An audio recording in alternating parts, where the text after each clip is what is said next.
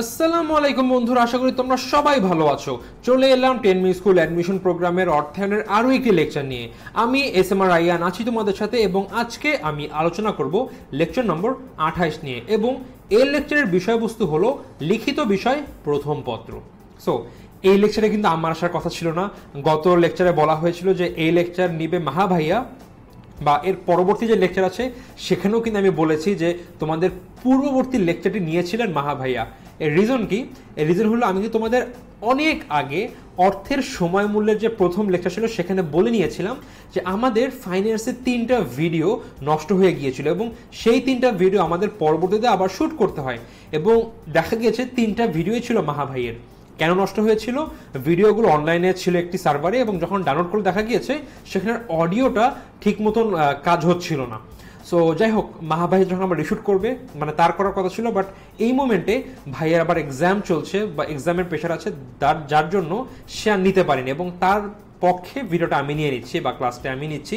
That's why দেখা গিয়েছে আগের লেকচার আমি বলেছিলাম যে এই ক্লাসটি মাহা ভাইয়া নিবে, বা দেখা গেছে পরবর্তী লেকচার যখন আমি ক্লাস নিচ্ছিলাম মানে 29 নম্বর লেকচারে তখন আমি বলেছি যে তোমাদের পূর্ববর্তী লেকচারটি মাহা ভাইয়া নিয়েছিলেন, বাট আসলে এই ক্লাসগুলো কিন্তু মাহা ভাইয়া নিয়েছিলেন, বাট পরে আবার আমাকে এখন নিতে হচ্ছে। সো 2-3টি মাত্র ক্লাস, অর্থের সময় মূল্য 1 এবং লিখিত বিষয় প্রথম পত্র এবং আরেকটি হচ্ছিল বিগত বছরের প্রশ্ন সমাধান পার্ট 2 অর্থাৎ 31 নম্বর লেকচার। এই 3টি লেকচারে এই সমস্যাটি হয়েছে। সো সেগুলো কোনো ব্যাপার না, আমাদের পড়ার বিষয় পড়লেই হলো। সো চলো আর দেরি না করে আমরা পড়া শুরু করে দিই। সো লিখিত বিষয় প্রথম পত্র। লিখিত বিষয় কি? তোমরা কিন্তু ইতিমধ্যে জেনে গিয়েছো যে গত বছর ঢাকা ইউনিভার্সিটির যে অ্যাডমিশন পরীক্ষা হয় সেখানে এমসিকিউর পাশাপাশি কিছু লিখিত অংশ কিন্তু আসছে। কিভাবে? দেখা গিয়েছে একটি বিষয়ের 12টি এমসিকিউ সাথে একটি প্রশ্নের মান 4, এরকম দেখা গিয়েছে। কমার্সের সাবজেক্টগুলোতে কিন্তু এইভাবে এভাবে প্রশ্ন এসেছিল। সো দেখা যাক বিগত বছরের প্রশ্নের প্যাটার্নটি কি ছিল। যে প্রথম পার্টে ছিল এমসিকিউ 12টি কোশ্চেন 1.2 করে মোট 15 মার্কস, 1.25 করে মোট 15 মার্কস, এবং পার্ট বিতে ছিল রিটেন মাত্র একটি কোশ্চেন এবং তার মার্ক ছিল 4, অর্থাৎ 4 এবং 15 সব মিলে 19। অর্থাৎ গত বছর অ্যাকাউন্টিং, ফাইন্যান্স, ম্যানেজমেন্ট বা মার্কেটিং সবই কিন্তু মাত্র 19 নম্বরের পরীক্ষা হয়েছিল। সো এই বছর যেটা শুনছি, এই বছর সার্কুলারে হয়তো বা এই লিখিত অংশের বা মান অনেক বাড়িয়ে দেবে। দেখা যাবে পুরো একদম 50-50 হয়ে যাবে। দেখা যাবে অর্ধেক এমসিকিউ আর অর্ধেক রিটেন। সো আমাদের অর্ধেক আসুক, সম্পূর্ণ আসুক অথবা একটা কোশ্চেন আসুক, কিচ্ছু যায় আসে না, কারণ তোমাদেরকে এমসিকিউর জন্য যে লেকচারগুলো নেওয়া হয়েছে সেগুলো তোমরা পড়লে অলমোস্ট তোমাদের 85% টপিক তোমাদের ক্লিয়ার হয়ে যাবে। সো ভাইয়া বাকি 15% কি করব? বাকি 15% হচ্ছিল তোমাদেরকে একটু গুছিয়ে সাজিয়ে গুছিয়ে লিখতে হবে, বিকজ তোমাদের কিন্তু অলরেডি কনসেপ্টটা আছে। আচ্ছা, এইটা প্রশ্ন করেছে, এটার উত্তর কি, বা এইটা হয়েছে, এইটার কারণ কি, তোমরা কিন্তু অলরেডি জানো যে সুদের হার বাড়লে বন্ডের বাজার মূল্য কমে যাবে বা সুদের হার কমে গেলে বন্ডের বাজার মূল্য বেড়ে যাবে। সো তোমরা কিন্তু এই বিষয়গুলি অলরেডি জানো। সো জাস্ট তোমাদের করতে হবে কি, সাজিয়ে লিখতে হবে। সো আশা করি তোমরা বুঝতে পেরেছো আমাদের লিখিত পার্ট কীভাবে কি আসবে। সো আমাদের যেহেতু গত বছর একটা প্রশ্ন এসেছে, আমাদের কিন্তু জেনে নেওয়া উচিত যে প্রশ্নটি কী ছিল। দেখা যাক প্রশ্নটা দেখি। একটি ফার্মের মুনাফা সর্বোচ্চকরণ লক্ষ্যের চেয়ে সম্পদ সর্বোচ্চকরণ লক্ষ্য শ্রেয় কেন? আমরা কিন্তু দেখেছি একটি ফার্মের বা অর্থায়নের মূলত 3টি লক্ষ্য থাকে, একটি বা 2টি লক্ষ্য আলটিমেটলি। একটি হলো স্বল্পমেয়াদী, আর একটি দীর্ঘমেয়াদী অথবা মূল লক্ষ্য। স্বল্পমেয়াদী কি? সেটি হলো মুনাফা সর্বাধিকরণ, এবং দীর্ঘমেয়াদী কি? সেটি হলো সম্পদ সর্বাধিকরণ। সো স্বল্পমেয়াদী লক্ষ্য মুনাফা সর্বাধিকরণ এবং মূল লক্ষ্য বা দীর্ঘমেয়াদী লক্ষ্য হলো সম্পদ সর্বাধিকরণ। এখন মূল লক্ষ্য সম্পদ সর্বাধিকরণ, নিশ্চয়ই এটি মূল লক্ষ্য, কারণ এটি হলো শ্রেয়। সো কেন শ্রেয়? প্রশ্নের সেটি যে আমরা সবাই জানি মুনাফার চেয়ে সম্পদ সর্বাধিকরণ বেশি ভালো। কেন? সো জাস্ট তোমরা এরকম এই প্রশ্নটি আসলে আমরা জাস্ট ছোট্ট একটু পার্থক্য দিয়ে বোঝাতে পারতাম। একটি হলো শেয়ার প্রতি মুনাফা সর্বাধিকরণে শেয়ার প্রতি আয় বৃদ্ধি করে, কিন্তু সম্পদ সর্বাধিকরণে শেয়ারের বর্তমান বাজার মূল্য বৃদ্ধি করে। বর্তমান বাজার মূল্য বৃদ্ধি করার মাধ্যমে প্রতিষ্ঠানের যে সম্পত্তির পরিমাণ আছে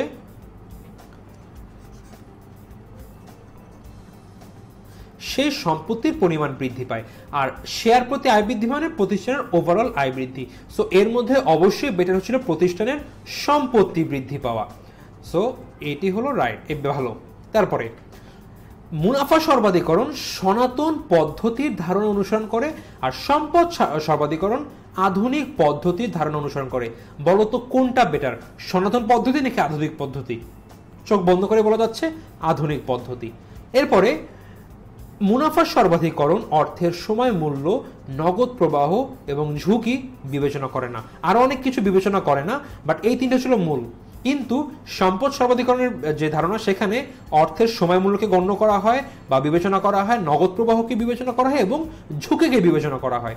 সো এই যে তিনটি পয়েন্ট দেখলাম, 1 2 3, এই তিনটির ক্ষেত্রেই কিন্তু সম্পদ সর্বাধিকরণ বেটার।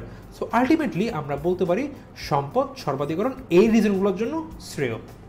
সো জাস্ট মুনাফা সর্বাধিকরণ কাকে বলে, সম্পদ সর্বাধিকরণ কাকে বলে বলে আমরা যদি পার্থক্য দিয়ে দেই, তাহলে কিন্তু আমরা ইজিলি 4-এ 4 পেয়ে যাব। এবং আমাদের এই যে প্রশ্নগুলো আছে, এগুলো কিন্তু একদম শর্টকাটে স্পেসিফিকলি অ্যান্সার করতে হবে।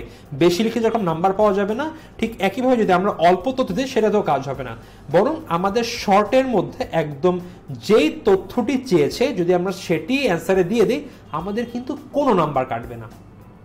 সো আমরা গত বছরের প্রশ্ন সম্পর্কে জানলাম এবং আমরা সেটার উত্তরও জানলাম। এইবার আমরা কি করব, অধ্যায় ভিত্তিক কিছু প্রশ্ন দেখব যে বিভিন্ন অধ্যায়ের কোন কোন পার্ট থেকে কিরকম প্রশ্ন আসতে পারে। তবে একটি কথা আগে বলে দিই ভাই, যেহেতু মাত্র মানে ইতিহাসে মাত্র একবার একটি প্রশ্ন এসেছে, আমরা কিন্তু শিওরলি বলতে পারছি না যে প্রশ্নের প্যাটার্ন কেমন হবে বা কিভাবে প্রশ্ন আসবে, বাট আমরা একটা অ্যাজিউম করতে পারছি, আচ্ছা গত বছরের প্রশ্নটি এরকম এসেছে কনসেপচুয়াল, সো আগামী থেকে কনসেপচুয়ালের মধ্যে আসতে পারে। এবং বিভিন্ন অধ্যায়ে কি টাইপের কনসেপচুয়াল প্রশ্ন আছে সেগুলো আমরা দেখতে পারি। সো আমরা তোমাদেরকে এখন ওরকমই ধারণা দিব যে যদি ওই টাইপের কোশ্চেন আসতো, তোমরা কিভাবে অ্যান্সার করতে, বা সেগুলোর বেসিকলি তোমাদের একটু বুঝিয়ে দিব এবং তোমরা গুছিয়ে লিখবে। সো আমরা বলছি না যেগুলো পড়াচ্ছি এর মধ্যেই আসবে বা এগুলো থেকে একদম এই ধাঁচাই আসবে, বাট হ্যাঁ এইভাবে প্রশ্ন আসার সম্ভাবনা অনেক বেশি। তাই আমরা এইভাবে পড়াচ্ছি, মানে অধ্যায়ভিত্তিক বিভিন্ন প্রশ্ন পড়াচ্ছি, বাট আমরা যা পড়াচ্ছি এর বাইরেও কিন্তু প্রশ্ন আসতে পারে। এবং এর জন্য তোমাদের কাজ হচ্ছিল তোমাদের যে বইটি আছে সেই বইয়ের বিভিন্ন বিষয় একটু পড়া। যদি তোমরা পড়ো, তোমরা কিন্তু ইজিলি প্রশ্ন আসলে অ্যান্সার করতে পারবে। সো এইবার আমরা চলে যাই প্রশ্নে। প্রথমে আমরা দেখব প্রথম অধ্যায় বা অর্থায়নের সূচনা, এই অধ্যায়ের কিছু প্রশ্ন। এই অধ্যায়ে আসার মতো অনেকগুলো প্রশ্ন আছে, বাট আমরা 4-5টি প্রশ্ন নিয়ে কথা বলেছি। প্রথমে কোশ্চেন 1, কেন বিনিয়োগ সিদ্ধান্ত বা চলতি সম্পদ ব্যবস্থাপনা বা দীর্ঘমেয়াদী সম্পদ ব্যবস্থাপনা বা মূলধন বাজেটিং বা তারল্য ও মুনাফা নীতি গুরুত্বপূর্ণ? একটি প্রশ্ন হতে পারে কেন বিনিয়োগ সিদ্ধান্ত গুরুত্বপূর্ণ, বা কেন দীর্ঘমেয়াদী সম্পদ ব্যবস্থাপনা গুরুত্বপূর্ণ, বা কেন তারল্য ও মুনাফার নীতি গুরুত্বপূর্ণ।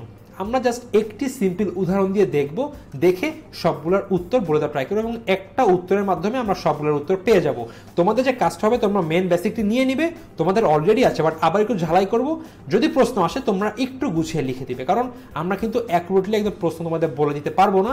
দিলে কিন্তু হয়তো দেখা যদি কোনো কারণে তোমরা কিন্তু আমাদের অনেকেই আছো খুব ভালোভাবে লিখতে পারবে, সো নিজেদের মতো করে নিবে, তোমাদের জাস্ট আমরা মেন কনসেপ্টটা দিয়ে দিব। সো আমরা জানি আমাদের যে মূলধন বা একটি প্রতিষ্ঠানের, এই মূলধন কোথায় যায় বলতো? একটি পার্ট যায় চলতি সম্পদে, একটি যায় স্থায়ী সম্পদে। অর্থাৎ একটি প্রতিষ্ঠানের যে মূলধন বা মোট সম্পত্তি, সেটি আলটিমেটলি চলতি সম্পদ এবং কিন্তু স্থায়ী সম্পদের মধ্যে ভাগ হয়ে যায়। সো চলতি সম্পদ কোনগুলো? এগুলো হলো তারল্য জন্য, বা তরল সম্পদ কোনগুলো? আমাদের মজুদ পণ্য, আমাদের বা আমাদের নগদ টাকা, এগুলো। চলতি সম্পদ কেন রাখতে হয় বলতো? প্রতিষ্ঠানে কিন্তু বিভিন্ন চলতি খরচ হয়েছে, যেরকম মনে করো গুদাম ভাড়া বা মজুরি, বা মনে করো বিদ্যুৎ বিল,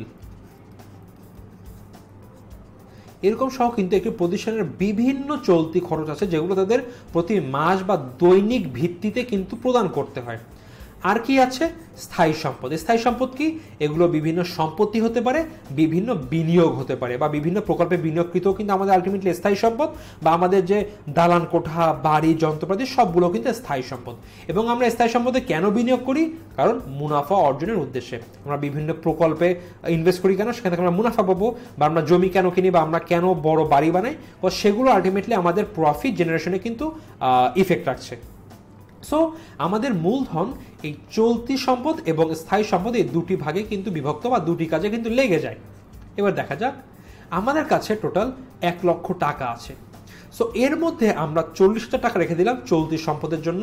এবং কেন রাখলাম? কারণ এগুলো দিয়ে আমরা মজুরি, বেতন, বাড়ি ভাড়া, গুদাম ভাড়া, অফিস ভাড়া, বিদ্যুৎ বিল, এই জিনিসগুলো দিব, বা আমাদের কাঁচামাল এইসব ক্রয় করবো, বা আমাদের যে চলতি দেনাদার পাওনাদার আছে তাদেরকে টাকা পরিশোধ করব। আর স্থায়ী যেহেতু এই 40,000 টাকা রেখে দিয়েছি, আমাদের বাকি থাকে 60,000 টাকা। এই 60,000 কি করব? নিশ্চয়ই আমরা ফেলে রাখবো না, তাই না? আমরা সেটি বিনিয়োগ করব, এবং বিনিয়োগ করে দেখা যাবে সেখান থেকে যদি আমরা মুনাফা ধরে নিই 10% আমরা পাচ্ছি মুনাফার হার, তাহলে 60,000 থেকে আমরা 6,000 টাকা মুনাফা পাবো। সো এটি গেল একটি আমরা একভাবে করতে পারি। আবার এই 1 লক্ষকে আমরা উল্টা কাজ করতে পারি, যে আমরা চলতি সম্পত্তি হিসেবে রেখে দিলাম 60,000, এবং বাকি 40,000 আমরা ইনভেস্ট করলাম। এবং 40,000 তো ইনভেস্ট করেছি, এই 40,000 10% হবে 4,000, মানে আমাদের মুনাফা হবে 4,000। আমরা অন্য কাজও করতে পারি, যে আমরা 1 টাকাও চলতি সম্পদ রাখবো না, আমরা সম্পূর্ণটা কি করব? স্থায়ী সম্পত্তিতে বিনিয়োগ করে দিব, এবং কি হবে? আমরা বেশি বেশি মুনাফা অর্জন করব। বাট এটা কি বলতো কখনোই সম্ভব? নিশ্চয়ই কিন্তু সম্ভব না। কারণ যদি আমরা চলতি সম্পত্তিতে কোনো অর্থ না রাখি, তাহলে আমাদের কিন্তু আমাদের চলতি কাজ, আমাদের পণ্য বা কাঁচামাল ক্রয়, আমাদের যে বেতন মজুরি এসব যে দেওয়ার কাজ, এগুলো আমরা কিছুই করতে পারবো না। তো এসব করতে না পারলে কিন্তু প্রতিষ্ঠান বন্ধ হয়ে যাবে। সো এটিও কিন্তু, বাট আমরা করতে পারি চাইলে, মানে একটি অপশন আছে। পরে কি করলাম, যে না, আমি সব টাকা রেখে দিব চলতি সম্পত্তিতে, এবং আমাদের যত দৈনন্দিন খরচ আছে আমরা খালি এসব খরচ দিব, আমরা কিছু বিনিয়োগ করবো না। বিনিয়োগ না করলে ভাই আমাদের মুনাফা আসবে কিভাবে? আমাদের প্রতিষ্ঠান চলবে কিভাবে? সো আমরা বিভিন্ন কাজ করতে পারি, যে 40,000 টাকা রাখলাম, 60,000 ইনভেস্ট করলাম, বা 60,000 রাখলাম 40 ইনভেস্ট করলাম, বা আমরা 50,000 টাকা রাখলাম, বাকি 50 আমরা ইনভেস্ট করলাম, বা 1 টাকা চলতি সম্পত্তিতে রাখলাম না, সব ইনভেস্ট করলাম, বা উল্টাটা কাজ করলাম। সো অনেক কিছুই করা যায়, বাট আমরা কোনটা করব বলো তো? এই যে আমাদের কত টাকা বিনিয়োগ করলে কত টাকা চলতি সম্পত্তিতে থাকবে, এবং কি পরিমাণ বিনিয়োগ করলে আমরা কি পরিমাণ মুনাফা পাবো, এই সবগুলোই কিন্তু আলটিমেটলি বিনিয়োগ সিদ্ধান্ত থেকে নেওয়া হয়। সো বিনিয়োগ সিদ্ধান্ত যদি আমরা না নিতে পারি, আমরা কিন্তু এই কাজটি করতে পারবো না। চলতি সম্পদ, কত টাকা চলতি সম্পদ রাখলে আমাদের যে দৈনন্দিন খরচ বা আমাদের চলতি যে ব্যয় আছে, সেটি আমরা চলতি ব্যয় আমরা মিটাতে পারবো, সেটি কিন্তু বের করা চলতি সম্পদ ব্যবস্থাপনার কাজ। বা আমাদের চলতি যে সম্পত্তি আছে বিভিন্ন, সেগুলো কি পরিমাণ মজুত রাখা, এগুলো কিন্তু আলটিমেটলি চলতি সম্পত্তির কাজ। সো আমাদের চলতি সম্পদ যদি আমরা না বের করতে পারি, আমাদের বা কি পরিমাণ আমাদের চলতি মূলধন রাখতে হবে, তাহলে কিন্তু আলটিমেটলি আমরা বের করতে পারবো না যে আমাদের কত টাকা হাতে রাখা প্রয়োজন, কত টাকা বিনিয়োগ করা প্রয়োজন।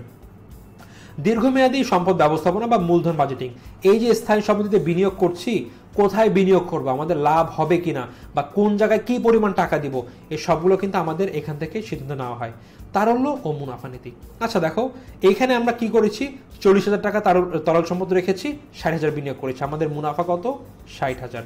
এখানে কি হয়েছে, আমাদের চলতি সম্পত্তির পরিমাণ কিন্তু 40,000 থেকে বেড়ে 60,000 হয়েছে, আমাদের স্থায়ী সম্পদ কমে গিয়েছে, এবং আমাদের মুনাফা কমে গিয়েছে। সো এই দেখো, একটি যে ইনভার্স রিলেশন চলতি সম্পত্তির সাথে মুনাফা, সো এটি কিন্তু আলটিমেটলি একটি তারল্য ও মুনাফা নীতি, যে যত বেশি তারল্য মুনাফা তত কম, বা যত কম মুনাফা তারল্য তত বেশি। তো দেখো, আমাদের কিন্তু বলতে পারি একটি বিপরীত সম্পর্ক বিদ্যমান এই তরল ও মুনাফার ক্ষেত্রে। তারল্য ও মুনাফা নীতির ক্ষেত্রে আমাদের কিন্তু একটি বিপরীত সম্পর্ক বিদ্যমান, কারণ যখন আমাদের তারল্য বেড়ে যাচ্ছে আমাদের মুনাফা কমে যাচ্ছে, বা যখন তারল্য কমে যাচ্ছে তখন আমাদের মুনাফা বেড়ে যাচ্ছে।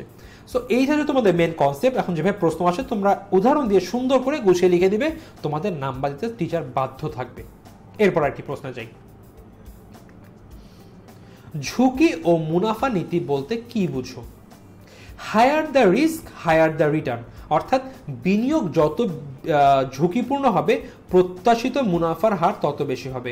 আবার lower the risk lower the return, অর্থাৎ বিনিয়োগ হতে প্রত্যাশিত মুনাফা, অর্থাৎ যত আমার বিনিয়োগ যত কম ঝুঁকিপূর্ণ হবে, আমার কিন্তু প্রত্যাশিত মুনাফা তত কম হবে। অর্থাৎ বিনিয়োগ হতে প্রত্যাশিত মুনাফা অপেক্ষা প্রকৃত মুনাফা কম বা পার্থক্য হওয়ার সম্ভাবনাকে ঝুঁকি বলে। আমরা লিখি এটা পার্থক্য, পার্থক্য হওয়ার সম্ভাবনাকে ঝুঁকি বলে। অর্থাৎ আমরা যেটি প্রত্যাশা করেছিলাম, আমরা প্রত্যাশা করেছিলাম 10%, বাট আমাদের কোনো কারণে লাভ হতে পারে 7%। সো এই যে 3%-এর পার্থক্য, এইটা হওয়ার যে সম্ভাবনা, এটাই কিন্তু আলটিমেটলি ঝুঁকি। ঝুঁকির কারণেই বিভিন্ন ক্ষেত্রে আশানুরূপ মুনাফা অর্জিত হয় না এবং বিনিয়োগ ক্ষতির সম্মুখীন হয়। এইবার দেখো, এই যে বলা হয়েছে ঝুঁকি এবং মুনাফা নীতি, তুমি এখন আজকে কিন্তু আচ্ছা আমরা এখন একটু কাজ করি, আমরা ঝুঁকি প্রিমিয়াম নিয়ে কথা বলি, এরপরে আমরা উদাহরণ দিলে তোমরা ভালোভাবে বুঝবে। আগে আমার সম্পর্ক না বলি, তোমরা অলরেডি তোমরা জানো, বাট কিভাবে কি লিখবে সেই সম্পর্কে আমরা এখন জানছি। সো বিনিয়োগকারীরা অতিরিক্ত ঝুঁকি গ্রহণের জন্য কিন্তু অতিরিক্ত মুনাফা প্রত্যাশা করে। ভাই আমি বেশি ঝুঁকি নিব, সো স্বাভাবিকভাবে যেহেতু আমি ঝুঁকি বেশি নিচ্ছি, আমি কিন্তু এর বিনিময়ে একটি অতিরিক্ত মুনাফা প্রত্যাশা করব। না হয় আমি কেন বেশি ঝুঁকি নিব, তাই না? সো বিনিয়োগকারী এই যে অতিরিক্ত ঝুঁকির জন্য অতিরিক্ত মুনাফা প্রত্যাশা করে, তাকে বলা হয় ঝুঁকি অধিহার বা রিস্ক প্রিমিয়াম। অর্থাৎ ঝুঁকি প্রিমিয়াম হচ্ছে ঝুঁকিপূর্ণ সম্পদে বিনিয়োগ হতে মুনাফা হারের পার্থক্য। একটি উদাহরণ দেখে নিই। মিস্টার আরিফ সরকারি বন্ডে বিনিয়োগ করেছে এবং প্রাপ্ত মুনাফার হার 10%। এছাড়া তিনি ঝুঁকিপূর্ণ সম্পদে অর্থাৎ একটি কোম্পানির শেয়ারে বিনিয়োগ করেছেন এবং প্রাপ্ত মুনাফার হার 25%। সরকারি বন্ডে বিনিয়োগের এই যে 10%, এক্ষেত্রে ঝুঁকিমুক্ত বিনিয়োগ, কারণ এই বন্ডের ঝুঁকি বা আসল পরিশোধের কোনো কিন্তু অনিশ্চয়তা বা দেউলিয়া হওয়ার সম্ভাবনা নেই, কারণ আমরা জানি সরকার সাধারণত কোনোভাবে দেউলিয়া হয় না।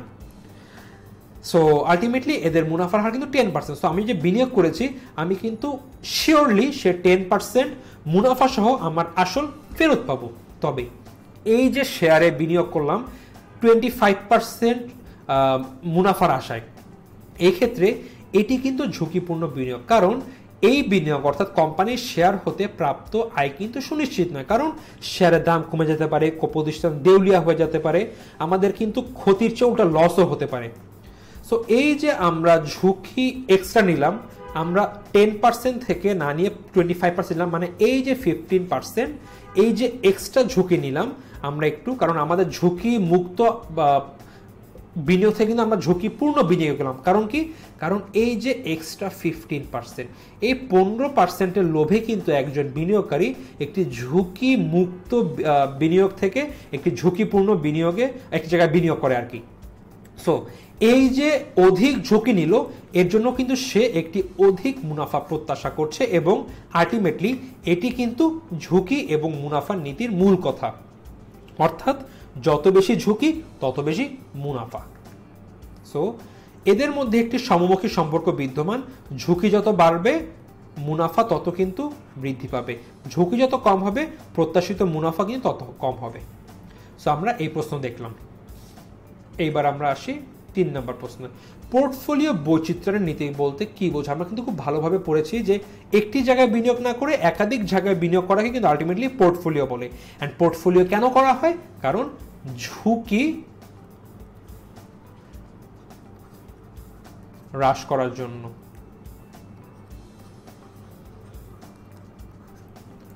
সো দেখা যাক, do not put all your eggs in one basket.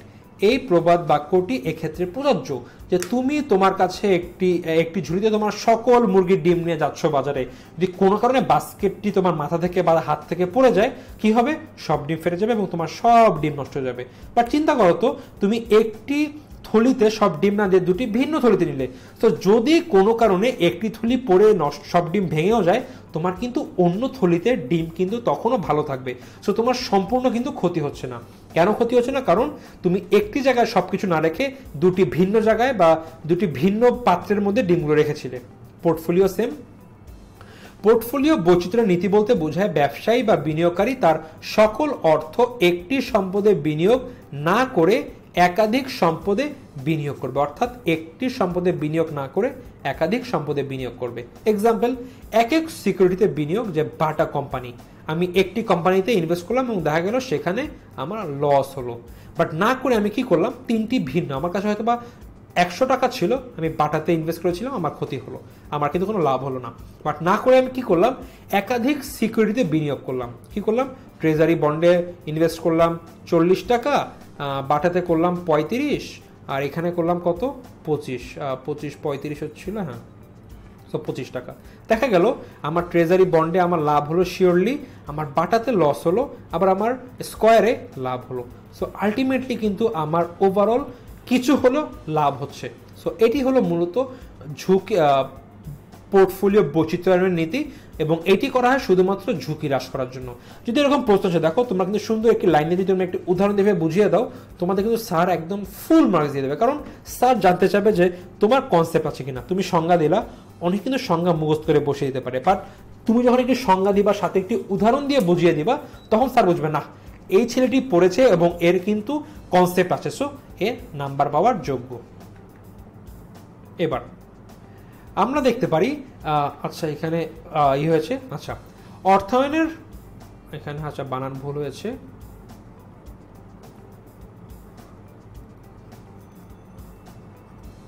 অর্থায়নের লক্ষ্য নিয়ে আলোচনা করা। আমরা জানি অর্থায়নের লক্ষ্য দুটি, বা একটি ফার্মের লক্ষ্য দুটি। একটি হলো স্বল্পমেয়াদী লক্ষ্য এবং একটি হলো দীর্ঘমেয়াদী। স্বল্পমেয়াদী লক্ষ্য কোনটি, একটি প্রতিষ্ঠানের মুনাফা সর্বাধিকরণ, এবং দীর্ঘমেয়াদী কোনটি, একটি হলো সম্পদ সর্বাধিকরণ। এবং যদি বলে খালি লক্ষ্য কোনটি, সেটি কিন্তু হবে এই সম্পদ সর্বাধিকরণ। সো এটি কিন্তু আমরা দেখেছি, এগুলো কাকে বলে, মুনাফা সর্বাধিকরণ মানে প্রতিষ্ঠানের মুনাফা বাড়ানো বা শেয়ার প্রতি আয় বৃদ্ধি করা, আর সম্পদ সর্বাধিকরণ বলতে শেয়ারের বর্তমান বাজার মূল্য বৃদ্ধি করা, যেটি আলটিমেটলি প্রতিষ্ঠানের সম্পত্তির পরিমাণ বৃদ্ধি পায়। এবং এর পার্থক্য কিন্তু আমরা একদম প্রথম স্লাইডে প্রিভিয়াস ইয়ারের কোশ্চেনের সাথে পড়ে এসেছিলাম। এরপর আরেকটি গুরুত্বপূর্ণ প্রশ্ন আছে, সেটি হলো সামাজিক দায়বদ্ধতা বলতে কি বোঝায়, মাঝে মধ্যে চলে আসে।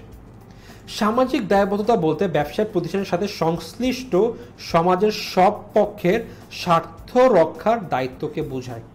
সমাজের দিকে দৃষ্টি রেখে প্রতিষ্ঠানের প্রয়োজনীয় দ্রব্য বা সেবার উৎপাদন এবং তার সঠিক মূল্যে বিতরণ করা উচিত। বিভিন্ন প্রকল্প নেওয়ার সময় সম্পদ সর্বাধিকরণের পাশাপাশি সামাজিক কল্যাণের বিষয়টি বিবেচনা করা গুরুত্বপূর্ণ। এরূপ দায়িত্ব পালন করার মাধ্যমে প্রতিষ্ঠানের কিন্তু সুনামও পড়ে। সো ধরে নিই একটি বিজনেস, এর আশেপাশে কত কি আছে বলতো, এর গ্রাহক আছে যারা পণ্যটি ক্রয় করবে, সো গ্রাহক। এর কি এদেরকে যে সাপ্লায়ার আছে বা এদেরকে যারা পণ্য ডেলিভারি দেয়, সাপ্লায়ার আছে।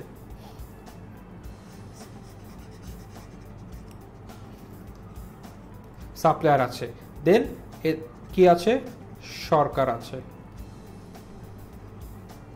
এদের কি আছে, কর্মকর্তা আছে। এদের কি আছে, পাওনাদার আছে। এদের কি আছে, ধরে নেই এদের আর কি আছে, মনে করো যেই এলাকায় থাকে, বা মনে করো আচ্ছা আরো অনেক পক্ষ আছে, যাই হোক তোমরা বুঝো, বিভিন্ন পক্ষ তো থাকে। সো এই যে বিভিন্ন পক্ষ, এদের ব্যবসা প্রতিষ্ঠান যদি শুধু নিজেদের মুনাফা অর্জনের দিকে তাকায় থাকে বা জাস্ট সম্পদ বৃদ্ধির দিকে তাকিয়ে থাকে, তাহলে কিন্তু হবে না।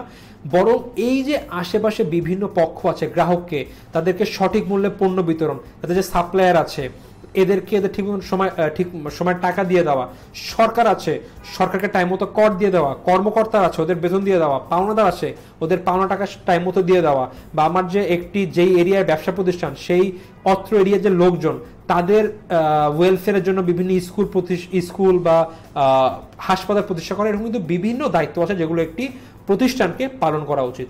সো এই যে কাজগুলো আছে এগুলো কিন্তু আলটিমেটলি সামাজিক দায়বদ্ধতা। সামাজিক দায়বদ্ধতা কি, এবং আমরা যদি একটু উদাহরণ দিয়ে বুঝিয়ে দিই, আমরা কিন্তু ফুল মার্কস ইনশাল্লাহ পেয়ে যাব। এবার আমরা পরবর্তী প্রশ্নে যাই। সো পরবর্তী অধ্যায় চলে আসলাম, 2 নম্বর অধ্যায়, আর্থিক বাজারের আইনগত দিকসমূহ। সো প্রথম প্রশ্নে আসি, আর্থিক বাজার বা অর্থ বাজার, অর্থ বা মুদ্রা বাজার বা পুঁজি বা মূলধন বাজার বলতে কি বোঝো, প্রশ্ন একটি আসতে পারে যে আর্থিক বাজার কি, অর্থ বা মুদ্রা বাজার কি, পুঁজি বা মূলধন বাজার বলতে কি বোঝায় লেখো। সো সাধারণভাবে যে বাজারে স্বল্প ও দীর্ঘমেয়াদী আর্থিক সম্পত্তি ক্রয় বিক্রয় করা যায় তাকে আর্থিক বাজার বলে। অর্থাৎ যে বাজারে স্বল্পমেয়াদী বা দীর্ঘমেয়াদী সম্পত্তি ক্রয় বিক্রয় হয় তাকে কিন্তু আর্থিক বাজার বলে। ব্যাপক অর্থে আর্থিক বাজার হলো তহবিল সরবরাহকারী ও তহবিল যোগানদাতাদের মিলনস্থল, যেখানে একজনের উদ্বৃত্ত অর্থ অন্যের ঘাটতি পূরণে ব্যবহৃত হয়ে থাকে। আমরা কিন্তু আমাদের যে 3 নম্বর লেকচার সেখানে কিন্তু আমরা খুব ভালোভাবে জেনেছিলাম যে আর্থিক বাজার কি। সো আলটিমেটলি এটি এমন একটি জায়গা যেখানে দুটি পক্ষের মিলনস্থল, অর্থাৎ একটি পক্ষ অর্থ প্রদান করে এবং অন্য পক্ষ সে অর্থটি গ্রহণ করে। সো এটি আসলে কোনো বাজারের মতো না, বরং একটি বলতে পারো অনলাইনে একটি জায়গা, অনলাইনের মাধ্যমে হয় বা অফলাইন বিভিন্নভাবে হতে পারে, বাট এমন একটি বাজার বলা যায় যেখানে তহবিলের যোগানদাতা এবং তহবিলের সংগ্রহকারীরা আলটিমেটলি তাদের মিলনস্থল এটি। সো অর্থ বা মুদ্রা বাজার কি?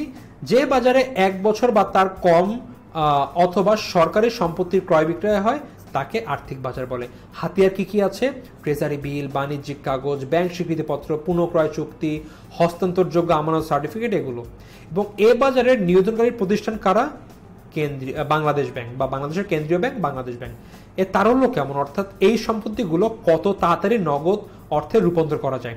সো মুদ্রা বাজারের সিকিউরিটিসগুলো তারল্য বেশি থাকে, অ্যাটলিস্ট মূলধন বাজারের সিকিউরিটিসের চেয়ে। বিক্রয়ের ধরন, এ বাজারের সিকিউরিটিসগুলো সাধারণত অবহারে বিক্রয় করা হয়, অর্থাৎ একটি 10 টাকা সিকিউরিটিস 9 টাকা 50 পয়সা বিক্রি করা হবে, এবং মানে কোম্পানি গ্রাহকদের কাছে 9 টাকা 50 পয়সা বিক্রি করবে এবং আমার ক্রয়ের সময় সে 10 টাকা দিয়ে কিনে নেবে। সো এই যে 50 পয়সা সেটি কিন্তু আলটিমেটলি বিনিয়োগকারীদের লাভ, বিনিয়োগকারী আর কি। সো এটি ছিল অর্থ বা মুদ্রা বাজার। অর্থ বাজারের আরেক নামই কিন্তু মুদ্রা বাজার, সেটি কনফিউজ করা যাবে না। পুঁজি বা মূলধন বাজার, 1 বছরের বেশি সময়ের জন্য কোনো সম্পত্তি বা দীর্ঘমেয়াদী অর্থ আর্থিক সম্পদের লেনদেন করা হয় যে বাজারে, তাকে বলা হয় পুঁজি বা মূলধন বাজার। সেম কিন্তু দুটো নাম। এর হাতিয়ার কি কি আছে? সাধারণ শেয়ার, অগ্রাধিকার share, treasury bond, corporate bond বা ডিবেঞ্চার, মর্গেজ লোন, এই সবগুলো কিন্তু আলটিমেটলি দীর্ঘমেয়াদী সম্পত্তি, যেগুলো আলটিমেটলি পুঁজি বা মূলধন বাজারের হাতিয়ার। এবং এটি নিয়ন্ত্রণ করে কিন্তু বাংলাদেশের সিকিউরিটিজ অ্যান্ড এক্সচেঞ্জ কমিশন, সেটি হলো BSEC বা Bangladesh securities and exchange commission. এই বাজারের যে হাতিয়ারগুলো আছে এগুলো এর তারল্য কিন্তু মূলধন বাজারের গুলো তারল্য কম হয়ে থাকে, অর্থাৎ মূলধন বাজারের সিকিউরিটিসগুলো তারল্য কিন্তু আলটিমেটলি এই অর্থ বা মুদ্রা বাজারের যে সিকিউরিটিস আছে তার থেকে কম হয়ে থাকে। বিক্রয়ের ধরন কি? এই বাজারের সিকিউরিটিসগুলো লিখিত মূল্যে, অধিহারে বা অবহারে যে কোনো মূল্যে বিক্রি হতে পারে। এরপরে দেখি প্রাথমিক বাজার কাকে বলে, মাধ্যমিক বাজার বা OTC বাজার কাকে বলে। আমরা কিন্তু খুব ভালোভাবে এগুলো পড়েছি। প্রাথমিক বাজার বলতে বোঝায় কোম্পানি যে বাজারে শেয়ার বিক্রির প্রথম প্রস্তাব প্রদান করে এবং প্রথমবার শেয়ার বিক্রি হয়, অর্থাৎ বিক্রয় হয়, অর্থাৎ যে বাজারে একটি কোম্পানি ইস্যুকারী প্রতিষ্ঠান তাদের সিকিউরিটিজ বিনিয়োগকারীর কাছে প্রথমবারের মতো বিক্রি করে। সো এটি হলো প্রাথমিক বাজার। মাধ্যমিক বাজার কি? যে বাজারে আলটিমেটলি এই প্রাথমিক বাজারে ইস্যুকৃত সিকিউরিটিসগুলো ক্রয় বিক্রয় করা হয়। দেখা যাচ্ছে মাধ্যমিক বাজার হচ্ছে এমন একটি বাজার যেখানে প্রাথমিক বাজারে ইস্যুকৃত সিকিউরিটিস ক্রয় বিক্রয় করা হয়। কোম্পানি কর্তৃক প্রথমবার শেয়ার ইস্যুর পর বিনিয়োগকারীরা মাধ্যমিক বাজারের মাধ্যমে নিজেদের মধ্যে উক্ত শেয়ার ক্রয় বিক্রয় করতে পারে। এটা গ্যাপ হবে। তো দেখা যাচ্ছে মাধ্যমিক বাজার সেই বাজার যেখানে বিনিয়োগকারীদের মধ্যে একটি মানে প্রাথমিক বাজারে ইস্যুকৃত সিকিউরিটিস লেনদেন হয়ে থাকে। এবং লাস্টে হচ্ছিল OTC বাজার বা OTC বাজারে পূর্ণরূপ ওভার দি কাউন্টার এবং অতালিকাভুক্ত কোম্পানির শেয়ার ক্রয় বিক্রয় হয় এই OTC বাজারে। ডিলারের মাধ্যমে এই বাজারে সিকিউরিটিস ক্রয় বিক্রয় করা হয়। সো এগুলো কিন্তু আমরা আগেই খুব ভালোভাবে জেনেছি। এবার মানি লন্ডারিং প্রশ্ন আসলে মানি লন্ডারিং অর্থায়নের অর্থনৈতিক উন্নয়নে বাধা সৃষ্টি করে, ব্যাখ্যা করো। আমরা মানি লন্ডারিং কি আমরা জানি, আমরা জাস্ট একটু লিখে দিব যে মানি লন্ডারিং মাধ্যমে অবৈধভাবে দেশীয় অর্থ বিদেশে যাওয়ায় অর্থনৈতিক উন্নয়নের বাধা সৃষ্টি হয়। সো সাধারণত দেখা যায় মানি লন্ডারিং যে অর্থ, যারা মানি লন্ডারিং করে তারা কিন্তু দেশের বাইরে অর্থ পাঠিয়ে দেয়, কারণ দেশে থাকলে হয়তো তারা ধরা খেয়ে যেতে পারে, এবং দেশের বাইরে চলে গেলে কিন্তু একবারে সেই অর্থ একভাবে মানে তারা কোনোভাবে মানে মোটামুটি আকারে বেঁচে যেতে পারে। সো দেখা যায় মানি লন্ডারিং এর বেশিরভাগ সময় অর্থ দেশের বাইরে চলে যায়, বা বেশিরভাগ সময় বলা যাবে না, অনেক সময় দেশের বাইরে চলে যায়। সো এটি কিন্তু আলটিমেটলি দেশের অর্থনৈতিক উন্নয়নের বাধা সৃষ্টি করে, কারণ দেশের যে মুদ্রাটা সেটি যখন দেশের বাইরে চলে যায় সেটি কিন্তু দেশের যে একটি ইকোনমিক সিস্টেম আছে তার থেকে কিন্তু একটি অংশ বা একটি পরিমাণ অংশ তার ইকোনমিক সিস্টেম থেকে বাইরে চলে যাচ্ছে, আলটিমেটলি কিন্তু উন্নয়নের বাধা সৃষ্টি হবে। অবৈধভাবে সম্পদ ও অর্থ উপার্জন এবং স্থানান্তরকে মানি লন্ডারিং বলে। ফলে সরকার কর থেকে বঞ্চিত হয়। যখন অবৈধভাবে কোনো ব্যক্তি সম্পদ অর্জন করে তখন কিন্তু সে আলটিমেটলি সরকারকে সেটি দেখায় না যে আমি এটি অবৈধভাবে করেছি, তাহলে তার নামে কেস জরিমানা হয়ে যাবে বা জেল জরিমানা হবে, বা অবৈধভাবে সম্পদ বা অর্থ উপার্জন হতে পারে, অথবা বৈধভাবে উপার্জিত সম্পদ যদি কর প্রদান না করা হয় সেটিও কিন্তু আলটিমেটলি ব্ল্যাক মানিতে পরিণত হয় বা আলটিমেটলি মানি লন্ডারিং এর আন্ডারে চলে আসে। সো এর ফলে কি হয়, সরকার কর পায় না এবং কর থেকে কিন্তু বঞ্চিত হয়। দেশের টাকা অবৈধভাবে বিদেশে স্থানান্তর করা হলে দেশীয় মুদ্রা বিদেশে পাচার হয়ে যায়, ফলে মুদ্রা সংকোচ দেখা যায়। আবার বিদেশি অর্থ অবৈধভাবে দেশে প্রবেশ করলে বিনিময় হার নিয়ন্ত্রণ কঠিন হয়ে পড়ে। সো আলটিমেটলি যেইভাবেই হোক মানি লন্ডারিং যে কোনো দেশের ইকোনমিক সিস্টেমে কিন্তু বিভিন্নভাবে আঘাত আনে। এরপর আমানত গ্রহণকারী ও আমানত অগ্রহণকারীর আর্থিক প্রতিষ্ঠানের সংজ্ঞা দাও। এটিতে আসলে জাস্ট লিখলে হয় যেসব প্রতিষ্ঠান জনগণের কাছ থেকে আমানত হিসেবে অর্থ সংগ্রহ করে এবং ঋণ দেয় তাকে আমানত সংগ্রহকারী আর্থিক প্রতিষ্ঠান বলে। যেরকম ব্যাংক কিন্তু মানুষের কাছ থেকে আমানত হিসাবে অর্থ গ্রহণ করে এবং সেটা কিন্তু বিভিন্ন জায়গায় ঋণ দেয়। আবার যেসব আর্থিক প্রতিষ্ঠান জনগণের কাছ থেকে ব্যাংকের মতো স্বল্পমেয়াদী আমানত গ্রহণ করে না বা বিভিন্ন কোনো মেয়াদে আমানত গ্রহণ করে না, তবে ঋণ দেয় এবং বিনিয়োগ সংক্রান্ত কাজ করে, তাকে আমানত অগ্রহণকারী আর্থিক প্রতিষ্ঠান বলে। এদেরকে নন ব্যাংক আর্থিক প্রতিষ্ঠান বলে, যেরকম লিজিং কোম্পানিগুলো বা বিনিয়োগ কোম্পানিগুলো। সো আমাদের মনে লাস্ট টপিক এই অধ্যায়ের যে মানে লাস্ট প্রশ্নটি, স্টক ব্রোকার ও স্টক ডিলার বলতে কি বুঝো? যে সমস্ত প্রতিষ্ঠান বা ব্যক্তি বিনিয়োগকারীদের পক্ষে সিকিউরিটিজ ক্রয় বিক্রয় করে তাদেরকে স্টক ব্রোকার বলে। অর্থাৎ একটি প্রতিষ্ঠান বা একটি ব্যক্তি বিনিয়োগকারীদের পক্ষে বিনিয়োগকারীদের সিকিউরিটিজ ক্রয় বিক্রয় করবে, এই কাজের বিনিময়ে তারা কমিশন পেয়ে থাকে। সো আলটিমেটলি বিনিয়োগকারীরা নিজেদের মধ্যে কিন্তু লেনদেন করবে ডিরেক্টলি, তবে এর মাঝখানে থেকে কি করবে, ব্রোকাররা বা স্টক ব্রোকাররা কাজ করে দিবে। অর্থাৎ যে সেলারের পক্ষে স্টক ব্রোকার কাজ করে এবং সেটি বায়ারের কাছে বিক্রি করে দিবে। অর্থাৎ এখানে বায়ার এবং সেলারদের মধ্যেই কিন্তু আলটিমেটলি লেনদেন হবে, বাট এই কাজটি করে দিবে ব্রোকার এবং এর বিনিময়ে তারা কি পাবে, কমিশন পাবে। আর স্টক ডিলার বলতে এমন প্রতিষ্ঠান বা ব্যক্তিকে বোঝায় যারা নিজের জন্য সিকিউরিটিজ ক্রয় বিক্রয় এবং লাভ ক্ষতি গ্রহণ করে থাকে। দুইবার করে চলে আসছে। আর্থিক বাজারে এ পক্ষকে মার্কেট মেকার বলা হয়।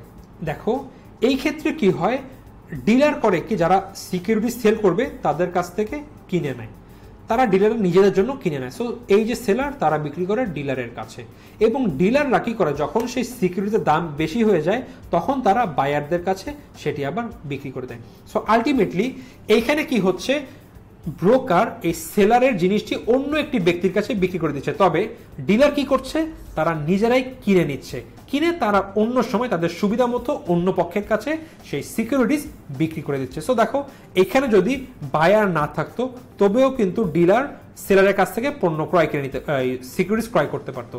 আবার যদি সেলার না থাকতো ডিলাররা কিন্তু বায়ারের কাছ থেকে বিক্রি করতে পারতো, বা আবার বায়ার যদি সেল করতে চায় তারা কিন্তু ডিলারের কাছে করতে পারে। যেহেতু তারা বাজারে একটি সুন্দর একটি ব্যবস্থা গ্রহণ করে রাখে তাই এদেরকে মার্কেট মেকারও বলা হয়, কারণ তারা কিন্তু সবসময় তাদের জন্য কিন্তু আলটিমেটলি সবসময় সিকিউরিটিস ক্রয় বিক্রয় হচ্ছে। যদি এমনও হয় যে কোনো সিকিউরিটিস ক্রয় বিক্রয় হচ্ছে না, ইন দ্যাট কেস মাঝে মধ্যে কিন্তু এই স্টক ডিলাররা এসে সেই জিনিসপত্র কিনে নেয়। এবার আমরা অধ্যায় 3 অর্থাৎ অর্থের সময় মূল্যের অধ্যায়ের বিভিন্ন প্রশ্ন দেখব। প্রথমে দেখা যাক 69 বিধিটি বুঝিয়ে লেখো। অর্ধবার্ষিক চক্রবৃদ্ধিকরণের ক্ষেত্রে বিনিয়োগকৃত অর্থ কত সুদের হারে অথবা কত সময় দ্বিগুণ হবে তা নির্ধারণের কৌশল হলো বিধি 69। অর্থাৎ কত পার্সেন্ট সুদে এবং অথবা কত সময় একটি অর্থ দ্বিগুণ হবে, যেখানে অর্ধবার্ষিক চক্রবৃদ্ধি থাকবে, এই যে বের করার সিস্টেম সেটাকে বলা হচ্ছে রুল 69 অথবা 69 বিধি। অর্থাৎ আবারও বলি, অর্ধবার্ষিক চক্রবৃদ্ধিকরণের ক্ষেত্রে বিনিয়োগকৃত অর্থ কত সুদ হারে অথবা কত সময়ে দ্বিগুণ হবে তা নির্ণয়ের কৌশল বিধি 69। উদাহরণস্বরূপ বলা যায়, জনাব আরাফাত 2000 টাকা 10% অর্ধবার্ষিক চক্রবৃদ্ধি সুদে মিডল্যান্ড ব্যাংকে জমা রাখলেন। তার বিনিয়োগ দ্বিগুণ হওয়ার মেয়াদ কত? অর্থাৎ আমরা এখানে মেয়াদ বা এন বের করব। So N equal to 69 divided by 10। 10 কোথা থেকে আসলো? এই 10 হচ্ছিল এই যে 10, অর্থাৎ এটা হচ্ছিল কে অথবা আই এর মান। এটি ফিক্স থাকবে, এটি ফিক্স থাকবে, জাস্ট চেঞ্জ হবে এইখানে। যদি আমাদের সুদের হার বের করতে হয় তাহলে এইখানে আমাদের কে দিব, এইখানে হবে এন। আর যদি আমাদের মেয়াদকাল বের করতে বলতে হয় তাহলে যখন এখানে এন আছে আর এখানে হবে কে বা আই, অর্থাৎ সুদের হার। সো এই প্রথম সুদের হার 10% দেখা যাচ্ছে। সো এখানে 10 বসানো হয়েছে, দিয়ে দেখা যাচ্ছে 7.25 বছরে আমাদের এই অর্থ দ্বিগুণ হবে। এবার আমরা দেখব 72 বিধিটি বা রুল 72 বুঝিয়ে লেখো। ঠিক একই জিনিস, তবে এই ক্ষেত্রে চক্রবৃদ্ধি অর্ধবার্ষিক না হয়ে বার্ষিক, অর্থাৎ এখানে হয়েছে বছরে 2 বার, অর্থাৎ 69 এর ক্ষেত্রে হয়েছে বছরে 2 বার, আর 72 এর ক্ষেত্রে হবে বছরে 1 বার চক্রবৃদ্ধি। সো বার্ষিক চক্রবৃদ্ধি বলতে বছরে 1 বারের কথা বলা হয়েছে। ক্ষেত্রে বিনিয়োগকৃত অর্থ কত সুদ হারে অথবা কত সময় দ্বিগুণ হবে তা নির্ণয়ের কৌশল হলো 72। অর্থাৎ বার্ষিক চক্রবৃদ্ধিকরণের ক্ষেত্রে বিনিয়োগকৃত অর্থ কত সুদ হারে অথবা কত সময় দ্বিগুণ হবে তা নির্ণয়ের কৌশল হলো 72। উদাহরণস্বরূপ বলা যায়, জনাব আরাফাত 2000 টাকা 10% বার্ষিক চক্রবৃদ্ধি সুদে মিডল্যান্ড ব্যাংকে জমা রাখলেন। জাস্ট সেম জিনিস, খালি একটাই পার্থক্য, এখানে হচ্ছে বার্ষিক, কোথায় গেল জনাব এত টাকা বার্ষিক চক্রবৃদ্ধি, এটা ছিল অর্ধবার্ষিক চক্রবৃদ্ধি। সো কালার করে দেখিয়ে দেই তবুও, এটা হলো বার্ষিক আর এটি হলো অর্ধবার্ষিক, বাকি কিন্তু সব কিছু সেম। সো বার্ষিক চক্রবৃদ্ধি সুদে মিডল্যান্ড ব্যাংকে জমা রাখলেন, তার বিনিয়োগ দ্বিগুণ হওয়ার মেয়াদ জানা যাবে 7.2 ইয়ার্স, অর্থাৎ এটা 7.2 বছরে এর অর্থ দ্বিগুণ হবে, আর এখানে দ্বিগুণ হতে লাগবে 7.25 ইয়ার্সে। এবার আমরা দেখব কার্যকরী সুদের হার কখন নির্ণয় করতে হয়। বছরে চক্রবৃদ্ধির সংখ্যা একাধিক হলে কার্যকরী সুদের হার নির্ণয় করা হয়। অর্থাৎ যখন বছরে চক্রবৃদ্ধির সংখ্যা একাধিক, অর্থাৎ 1-এর বেশি, অর্থাৎ 2, 3, 4, 5, অর্থাৎ 1-এর বেশি হলেই আমাদের কার্যকরী সুদের হার নির্ণয় করতে হয়। কার্যকরী হার বলতে ঋণ গ্রহীতা বা আমানত গ্রহীতা প্রকৃতপক্ষে যে হারে সুদ পরিশোধ করে তাকে বলা হয়। অর্থাৎ যে হারে, ঠিক আছে, এই হারে মানে বছরে কতবার চক্রবৃদ্ধি হবে সেটাকে বলা হয়। এখন এক্ষেত্রে চক্রবৃদ্ধির প্রভাব জড়িত, দেখো মাত্র যেটি বললাম যে যে হারে সুদ প্রদান করবে এবং এই ক্ষেত্রে চক্রবৃদ্ধির প্রভাবটি জড়িত থাকবে। বার্ষিক চক্রবৃদ্ধির ক্ষেত্রে কার্যকরী সুদের হার ও নামিক সুদের হার কিন্তু সেম হয়। কার্যকরী আর নামিক কখন সেম হবে? যখন বছরে মাত্র 1 বার চক্রবৃদ্ধি হবে। সো চুক্তিবদ্ধ বার্ষিক সুদের হার সমান হয়। তবে বছরে চক্রবৃদ্ধির সংখ্যা একাধিক হলে কার্যকরী সুদের হার নামিক সুদের হার থেকে ভিন্ন হয় বা বেশি হয়। অর্থাৎ যখন আমাদের চক্রবৃদ্ধির সংখ্যা একাধিক হবে তখন কি হবে? কার্যকরী সুদের হার নামিক সুদের হারের থেকে বড় হয়ে যাবে, ভিন্ন হয় বা বেশি হয়। তাই এক্ষেত্রে কার্যকরী সুদের হার নির্ণয় করা প্রয়োজন পড়ে। আমরা একটি উদাহরণ দিয়ে দেখতে পারি। দেখো, ব্যাংক এ থেকে 10 লক্ষ টাকা ঋণ গ্রহণ করলো, যারা চুক্তিগত সুদের হার বার্ষিক 10%, অর্থাৎ চক্রবৃদ্ধির সংখ্যা কত? 1। এবং ব্যাংক বি থেকে 1 লক্ষ টাকা ঋণ গ্রহণ করলো, যার চুক্তিগত সুদের হার অর্ধবার্ষিক 12%, মানে এখানে চক্রবৃদ্ধির সংখ্যা কত, 2টি, কারণ বলছে অর্ধবার্ষিক। সো দেখা যাবে এইখানে দেখা গিয়েছে কার্যকরী সুদের হার আমরা কিন্তু EAR এর দিয়ে সূত্র দিয়ে করব, যে EAR equal to 1 plus K divided by M, বা সুদের হার ডিভাইডেড বাই চক্রবৃদ্ধির সংখ্যা whole to the power M, বা চক্রবৃদ্ধির সংখ্যা -1।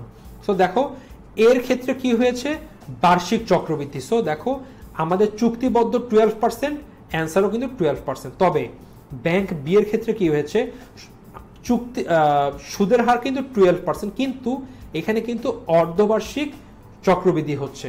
সো দেখা যাচ্ছে এইখানে প্রকৃত সুদের হার কিন্তু 12.36%, কারণ এখানে বেড়ে গিয়েছে।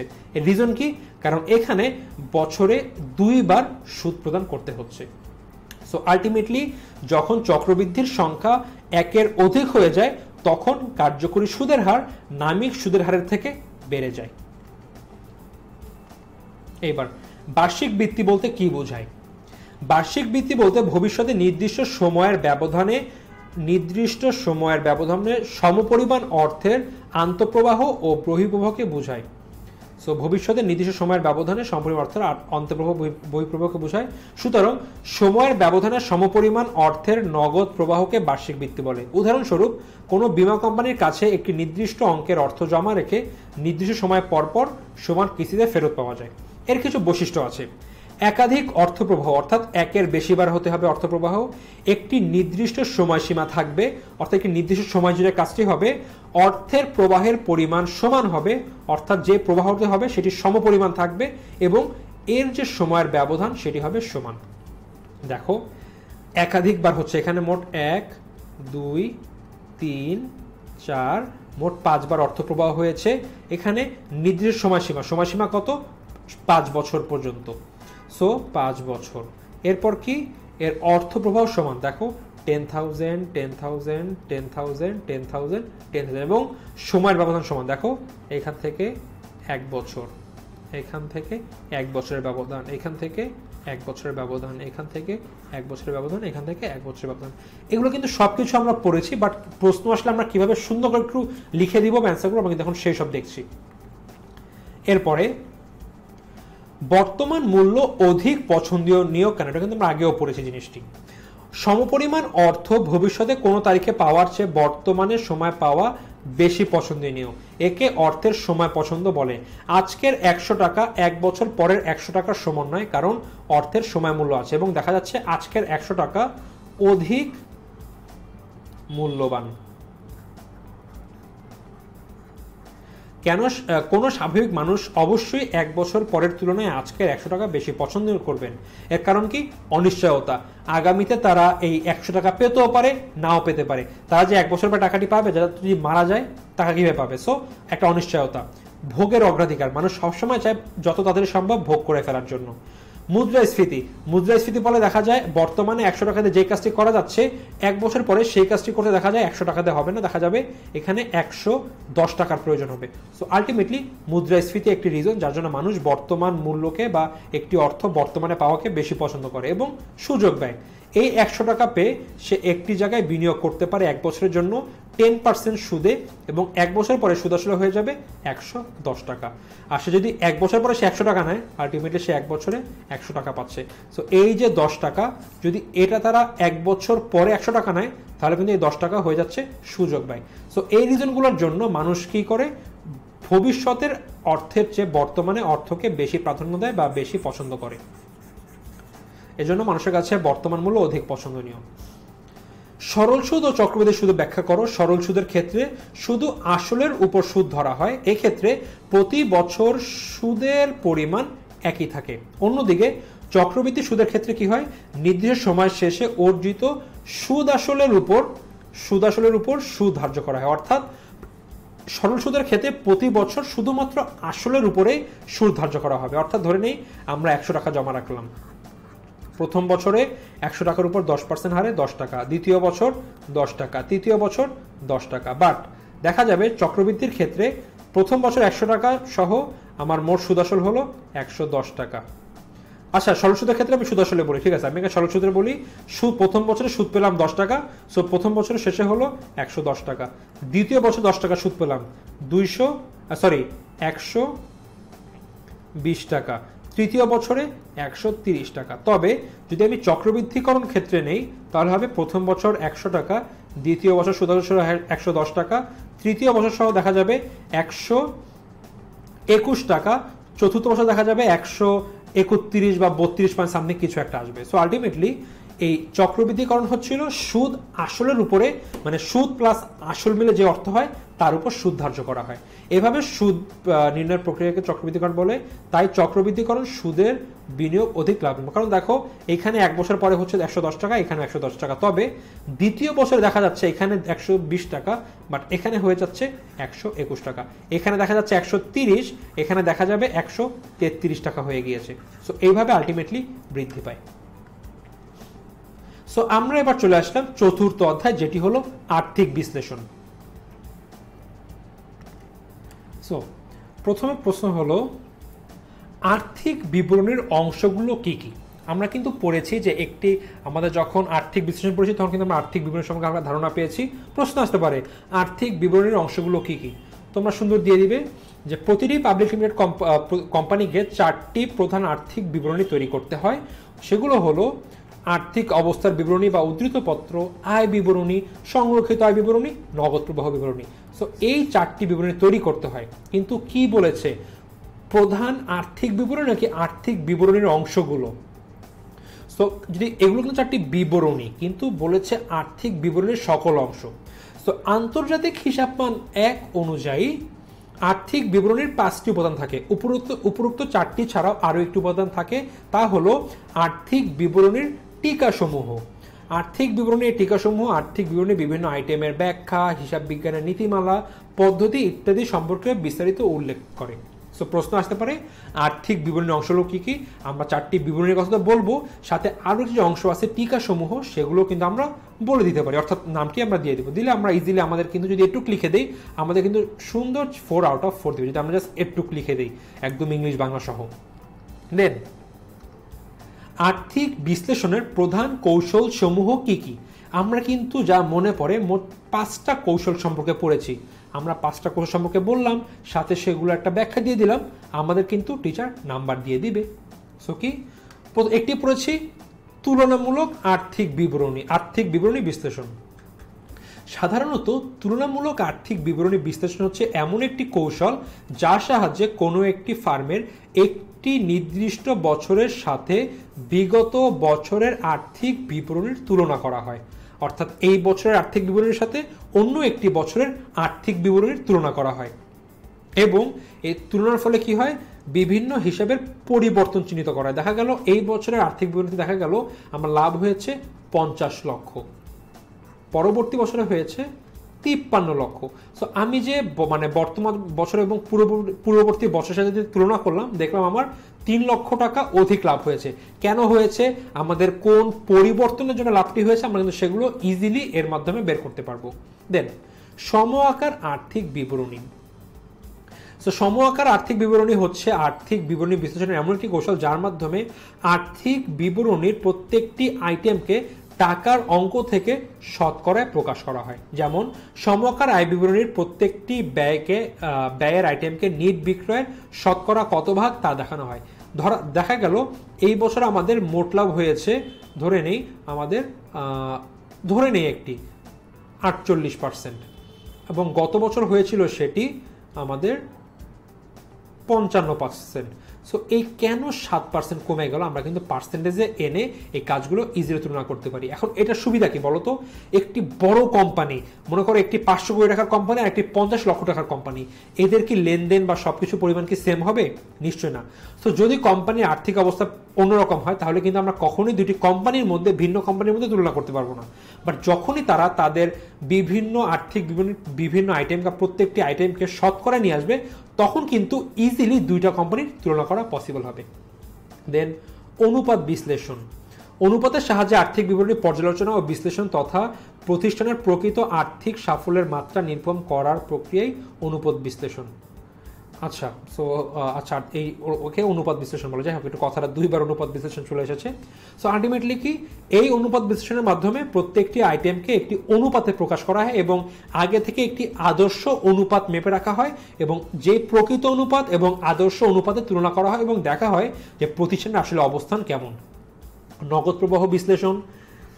নগদ প্রবাহ বিশ্লেষণ বলতে নগদ প্রবাহ বিবরণী বিভিন্ন খাতের নগদ আন্তঃপ্রবাহ ও বহিঃপ্রবাহ তুলনা করে নগদ বিবরণীর সাথে অন্য অন্য আর্থিক বিবরণীর মধ্যে সম্পর্ক নির্ণয় তুলনা করা হয়। সো আলটিমেটলি এই বিবরণীর মাধ্যমে একটি প্রতিষ্ঠানের যত রকম নগদ আন্তঃপ্রবাহ আছে ও বহিঃপ্রবাহ আছে এটি বের করা হয় বা তুলনা করা হয় এবং এর সাথে নগদ বিবরণীর আর্থিক বিবরণীর অন্য অন্য যে আইটেম আছে তার সাথে কিন্তু বিভিন্নভাবে তুলনা করা হয়। ব্রেক ইভেন বিশ্লেষণ আমরা মোট 5টি বলেছি এবং সেটি হলো লাস্ট, যে এটি একটি ফার্মের স্থির ব্যয়, পরিবর্তনশীল ব্যয়, বিক্রয়ের পরিমাণ এবং মুনাফার মধ্যে সম্পর্ক পর্যালোচনার একটি কৌশল হচ্ছে ব্রেক ইভেন বিশ্লেষণ।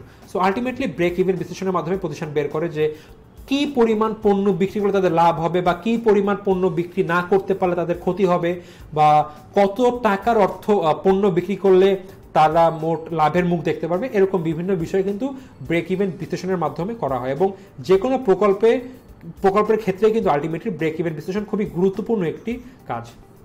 তো আমাদের যদি প্রশ্ন আসে আর্থিক বিবরণীর প্রধান কৌশলসমূহ কি কি আমরা লিখতে পারি, যদি এমন হয় প্রশ্নটি 2 নম্বরের জন্য এসেছে মাত্র, তখন কিন্তু আমরা এসব ব্যাখ্যা লিখবো না, আমরা তখন লিখবো আর্থিক বিশ্লেষণ কাকে বলে, এর বিভিন্ন পদ্ধতি আছে, এই 5টি পদ্ধতি পয়েন্ট করে দিয়ে দিব।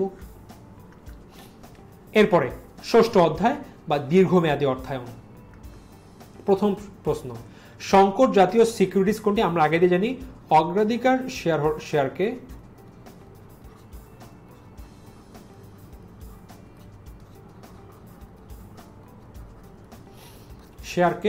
সংকট জাতীয় সিকিউরিটিজ বলা হয়। দেখা যাক যদি প্রশ্নের সামনে কিভাবে ব্যাখ্যা লিখেছি। অগ্রাধিকার শেয়ারকে সংকট জাতীয় সিকিউরিটিজ বলা হয় যে শেয়ারের মালিকগণ লভ্যাংশ গ্রহণ ও মূলধন প্রত্যাবর্তনে অন্যান্য শেয়ার মালিকদের চেয়ে অধিকার পায় তাকে অগ্রাধিকার শেয়ার বলে। সো কাকে বলা হয় প্রথমে বললাম, দেন অগ্রাধিকার শেয়ারের সংজ্ঞা দিলাম, এরপরে আমরা মেন কথায় আসবো। ঋণ মূলধনের উপর যেরকম নির্দিষ্ট হারে সুদ দেওয়া হয় তেমনি অগ্রাধিকার শেয়ারের উপরেও নির্দিষ্ট হারে লভ্যাংশ দেওয়া হয়। সো একটি মিল পেলাম ঋণ মূলধনের সাথে। আবার সাধারণ শেয়ারের মতো এটি প্রতিষ্ঠানের মালিকানাও নির্দেশ করে। সো আমরা কি দেখলাম যে আমাদের যে চলতি মূলধন, আমাদের যে ঋণ মূলধন আছে, ঋণ মূলধনে কি হয়, একটি নির্দিষ্ট হারে সুদ দেওয়া হয় এবং অগ্রাধিকার শেয়ারেও কিন্তু একটি নির্দিষ্ট হারে লভ্যাংশ দেওয়া হয়। সো একটি মিল আছে। আবার সাধারণ শেয়ারের মতো অগ্রাধিকার শেয়ার হোল্ডারদেরকেও কিন্তু কোম্পানির মালিক হিসাবে নির্দেশ করা হয় বা পরিচয় দেওয়া হয়। সো এটি কিন্তু সাধারণ শেয়ারের সাথেও মিল আছে। এরকম করলে আরও দেখা যাবে সাধারণ শেয়ারের সাথে 2-3টা মিল আছে এবং ঋণ মূলধনের সাথে কিন্তু আরও 2-3 ভাবে মিল আছে। সো এই ইকুইটি ও ঋণ উভয় ধরনের বৈশিষ্ট্য দেখা যায় বলে অগ্রাধিকার শেয়ারকে সংকট জাতীয় সিকিউরিটিজ বলা হয়। একটি 2 নম্বরের প্রশ্ন আসলে আমরা ইজিলি এইভাবে লিখতে পারি। যদি আমাদের একটু বেশি প্রশ্ন আসে তাহলে আমরা চার্ট করে সুন্দর 4 নম্বরের জন্য লিখতে পারি। দেন কুপন রেট বাড়ার ফলে বন্ডের চলতি আয়ের উপর কি প্রভাব পড়ে? কুপন রেট বাড়লে বন্ডের চলতি আয় বাড়ে বা বেড়ে যায়, কারণ কুপন রেট ও বন্ডের চলতি আয়ের মধ্যে সমমুখী সম্পর্ক রয়েছে।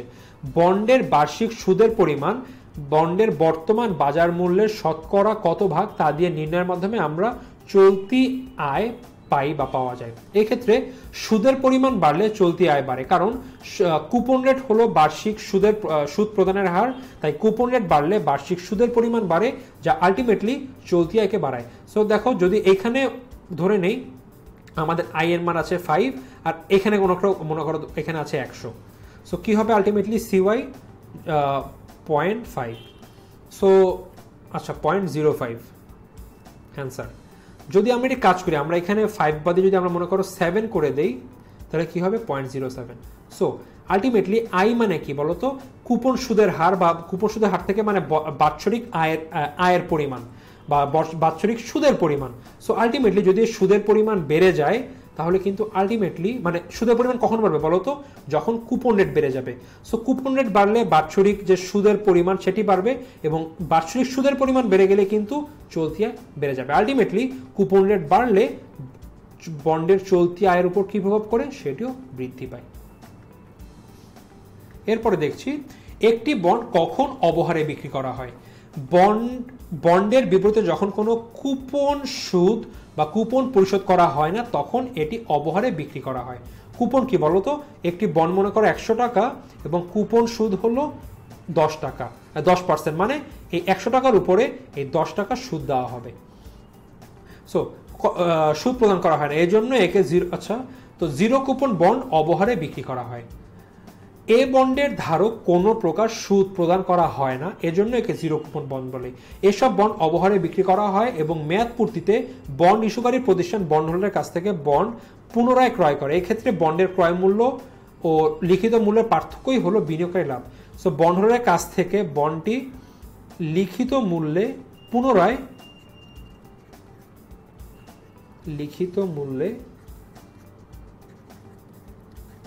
ক্রয় করে। দেখো, তুমি একটি বন্ড কিনলে, বন্ডের দাম মনে করো 100 টাকা। সো তুমি 100 টাকা দিয়ে কিনলে এবং তোমাকে বন্ড কোম্পানি বলো, ভাই আমাদের কোনো সুদ নাই, আপনি 2 বছর পরে এই 100 টাকা দিয়েছেন, 100 টাকা আবার নিয়ে যান। তোমার কি কোনো ঠেকা পড়ছে ভাই ওদেরকে 100 টাকা দিয়ে আসবা?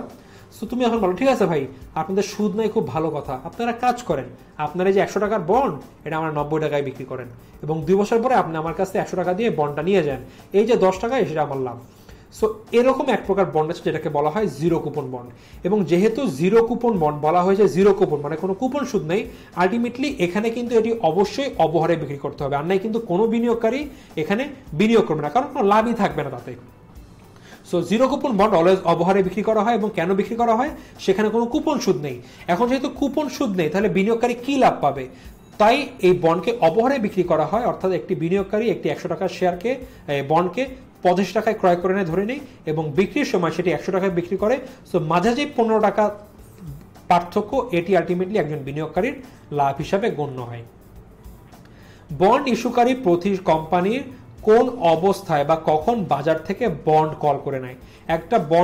একটা কোম্পানি বন্ড ইস্যু করেছে এবং এমন একটা অবস্থা আসলো যখন তারা বাজার থেকে সকল বন্ড কল করে নিবে, অর্থাৎ বন্ড কিনে নিবে বা ফেরত নিয়ে নিবে। এটি কোন সিচুয়েশনে? যখন বাজার সুদের হার কুপন সুদের হারের চেয়ে কম হয় তখন একটি কোম্পানির পুরান বন্ড তলব করে নতুন বন্ড ইস্যু করে।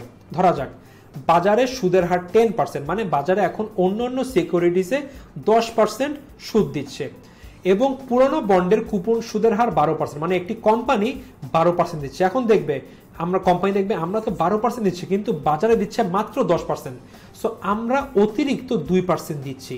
এখন কোম্পানি কি করবে? ঠিক আছে, যেহেতু আমরা এখন 2% এক্সট্রা দিচ্ছি, আমরা সকল বন্ড কিনে আমরা আবার নতুন ভাবে বন্ড বাজারে ছাড়বো এবং বলবো আমাদের এখানে সুদের হার 10%, তাহলে কি হবে? আমাদের 2% সেভ হবে। সো এক্ষেত্রে কোম্পানি পুনরায় বন্ড তলব করে 10% কুপন সুদের হারে যদি নতুন বন্ড ইস্যু করে, তাহলে কোম্পানি বার্ষিক সুদ বাবদ 2%, বার্ষিক সুদ বাবদ খরচ 2% কমে যাবে। কারণ বাজারে এখন অন্যান্য সিকিউরিটিজ 10% সুদে ইস্যু করছে, বা মেনলি সরকারি সিকিউরিটিজগুলো। সো যেহেতু বাজারে সুদের হার 10%, একটি কোম্পানি কেন 12% নেবে? তারা বলবে, ভাই আমার এখানে 2% কেন আমি এক্সট্রা খরচ করবো? আমি এখন সকল বন্ড বাজার থেকে কিনে আমরা নতুন করে ইস্যু করবো 10%-এ। সো আলটিমেটলি মূল কথা হলো এই লাইনটা, যখন বাজার সুদের হার পুরানো বন্ডের কুপন সুদের হারের চেয়ে কম হয় তখন একটি কোম্পানি পুরানো বন্ড তলব করে নতুন বন্ড ইস্যু করে বা পুরানো বন্ড তলব করে নেয়। এবার আমরা দেখব সপ্তম অধ্যায়, যেটি হলো মূলধন ব্যয়। সো এইবার আমরা কিন্তু সপ্তম অধ্যায় অর্থাৎ মূলধন ব্যয় দেখব। তো মূলধন ব্যয়ের ক্ষেত্রে আমাদের প্রথম প্রশ্ন হবে, প্রতিষ্ঠানের জন্য মূলধন ব্যয় নির্ণয় করা কেন প্রয়োজন? ব্যাখ্যা করো। অর্থায়ন ও বিনিয়োগ সিদ্ধান্ত নেওয়ার জন্য মূলধন ব্যয় নির্ণয় করা প্রয়োজন। মূলধন ব্যয় হচ্ছে সর্বনিম্ন প্রয়োজনীয় আয়ের হার। নতুন কোনো প্রকল্পে আয়ের হারের সাথে মূলধন ব্যয়ের তুলনা করে বিনিয়োগ সিদ্ধান্ত গ্রহণ করা যায়। এক্ষেত্রে প্রকল্পের আয়ের হার মূলধন ব্যয় থেকে বেশি হলে প্রকল্পটি লাভজনক হবে। সো মূলধন ব্যয় কোনগুলো? একটি প্রতিষ্ঠান শেয়ার, বন্ড, এবং ধরে নিই এই শেয়ার এবং বন্ড থেকে তারা মূলধন সংগ্রহ করলো। এখানে আসলে ইকুইটি মূলধন এবং ঋণ মূলধন। ধরে নেই দুটি মিলে আমাদের গড় ব্যয় হচ্ছিল, দুটি মিলে আমাদের ইন টোটাল 13%। সো এই যে 13%, এটি কিন্তু একটি প্রতিষ্ঠানকে তার বিনিয়োগের উপরে সর্বনিম্ন হারে হলেও আয় করতে হবে। যদি এই প্রতিষ্ঠান এদের কাছ থেকে শেয়ার বা বন্ডের কাছ থেকে, মানে বন্ড ইস্যুর মাধ্যমে যে মূলধন পেল, সেটিতে যদি বিনিয়োগ করে অ্যাটলিস্ট 13% মুনাফা না করে, তাহলে কিন্তু তারা শেয়ারের লভ্যাংশ বা বন্ডের কিন্তু সুদ প্রদান করতে পারবে না, এবং আলটিমেটলি কিন্তু এটি প্রতিষ্ঠানের জন্য একটি ক্ষতিকর ব্যাপার। সো এই মূলধন ব্যয় হচ্ছিল সর্বনিম্ন প্রয়োজনীয় আয়ের হার। সো এই ক্ষেত্রে এই 13% হচ্ছিল ঋণ মূলধন ব্যয়। সো নতুন কোনো প্রকল্পের আয়ের হারের সাথে মূলধন ব্যয় তুলনা করে বিনিয়োগ সিদ্ধান্ত গ্রহণ করা হয়। সো আমার অ্যাটলিস্ট 13% কিন্তু আয় করতেই হবে। যদি আমার প্রকল্পের আয়ের হার হয় 15%, তাহলে আমি নিতে পারি, কারণ আমি এই টাকা দিয়ে যে বিনিয়োগ করব আমার লাভ হবে 15%, এবং সেখান দিয়ে কিন্তু আমি ইজিলি 13% খরচ করতে পারবো। বাট দেখা গেল আমার যে প্রকল্প, সেটার আয়ের হার হচ্ছিল 11.5%। তাহলে কি আমি কখনোই সেখানে বিনিয়োগ করব? নিশ্চয়ই কিন্তু না, কারণ যদি আমার আয় হয় 11.5%, কিন্তু আমার ওর জন্য সুদ দিতে হবে 13%, মানে এখনো কিন্তু আমার নিজের পকেট থেকে টাকা দিতে হবে, বা আমি কিন্তু আলটিমেটলি এই যে সুদ বা লভ্যাংশ সেটি দিতে পারবো না। সো অবশ্যই এক্ষেত্রে প্রকল্পের আয়ের হার মূলধন ব্যয় থেকে বেশি হলে প্রকল্পটি লাভজনক হবে, আবার আয়ের হার মূলধন ব্যয় থেকে কম হলে অলাভজনক হয়। সো অবশ্যই আমার প্রকল্পের যে আয়ের হার, সেটি আমার মূলধন ব্যয়ের থেকে বেশি হতে হবে, এবং এর জন্য মূলধন ব্যয় নির্ণয় করা খুবই গুরুত্বপূর্ণ। যে ভাই, আমি যে এই বিভিন্ন খাত থেকে ঋণ নিয়ে বা শেয়ার মূলধনের মাধ্যমে টাকা পেলাম, আমি যে ইনভেস্ট করবো, আমাকে আলটিমেটলি লাভ হবে কিনা, বা আমি এই যেই টাকা লাভ হবে সেই দিয়ে আমি লভ্যাংশ এবং সুদ দিতে পারবো কিনা। সো এটার জন্য কিন্তু আমার মূলধন ব্যয় নির্ণয় করা সবচেয়ে বেশি খুবই গুরুত্বপূর্ণ। মূলধন কাঠামো ও কাম্য মূলধন কাঠামো বলতে কি বোঝায়? বিভিন্ন উৎস থেকে তহবিল সংগ্রহ করে মূলধনের যে কাঠামো তৈরি হয় তাকে মূলধন কাঠামো বলে। অর্থাৎ আমি বিভিন্ন জায়গা থেকে মূলধন সংগ্রহ করলাম, এই যে সংগ্রহের ফলে আমার যে কাঠামো হলো তাকে মূলধন কাঠামো বলবো। একটি প্রতিষ্ঠান সাধারণ শেয়ার, বন্ড বা ঋণপত্র, অগ্রাধিকার শেয়ার থেকে সাধারণত তহবিল সংগ্রহ করে। এছাড়া প্রতিষ্ঠানের অবন্টিত মুনাফাও তহবিলের উৎস হিসাবে কাজ করে। সো এই যে দেখা গেল সাধারণ শেয়ার, বন্ড, ডিবেঞ্চার, ঋণপত্র, অগ্রাধিকার শেয়ার, অবন্টিত মুনাফা, এগুলো মিলেই কিন্তু আলটিমেটলি একটি মূলধন কাঠামো তৈরি হয়। প্রতিটি উৎসের সমন্বয়ে যে তহবিল গড়ে ওঠে তাকে মূলধন কাঠামো বলে। তাহলে কাম্য মূলধন কাঠামো কোনটা? যে মূলধন কাঠামো হতে মূলধন ব্যয় সর্বনিম্ন হয় সেই মূলধন কাঠামোকে কাম্য মূলধন কাঠামো বলে। সো এখন আমার তো অনেকগুলো উৎস আছে, তাই না? এবার আমার দেখতে হবে কোন উৎস থেকে কি পরিমাণ অর্থ নিলে আমার মূলধন ব্যয় সর্বনিম্ন হবে। সো যেই কাঠামোতে আমার মূলধন ব্যয় সর্বনিম্ন হচ্ছে সেই কাঠামোকে আমরা কাম্য মূলধন কাঠামো বলছি। এইবার আমরা দেখব পরবর্তী প্রশ্ন, ঋণ তহবিল সর্বাপেক্ষা কম ব্যয়যুক্ত মূলধন উৎস কেন? অর্থাৎ ঋণ তহবিল বা ঋণ মূলধনের ব্যয় সবচেয়ে কম কেন?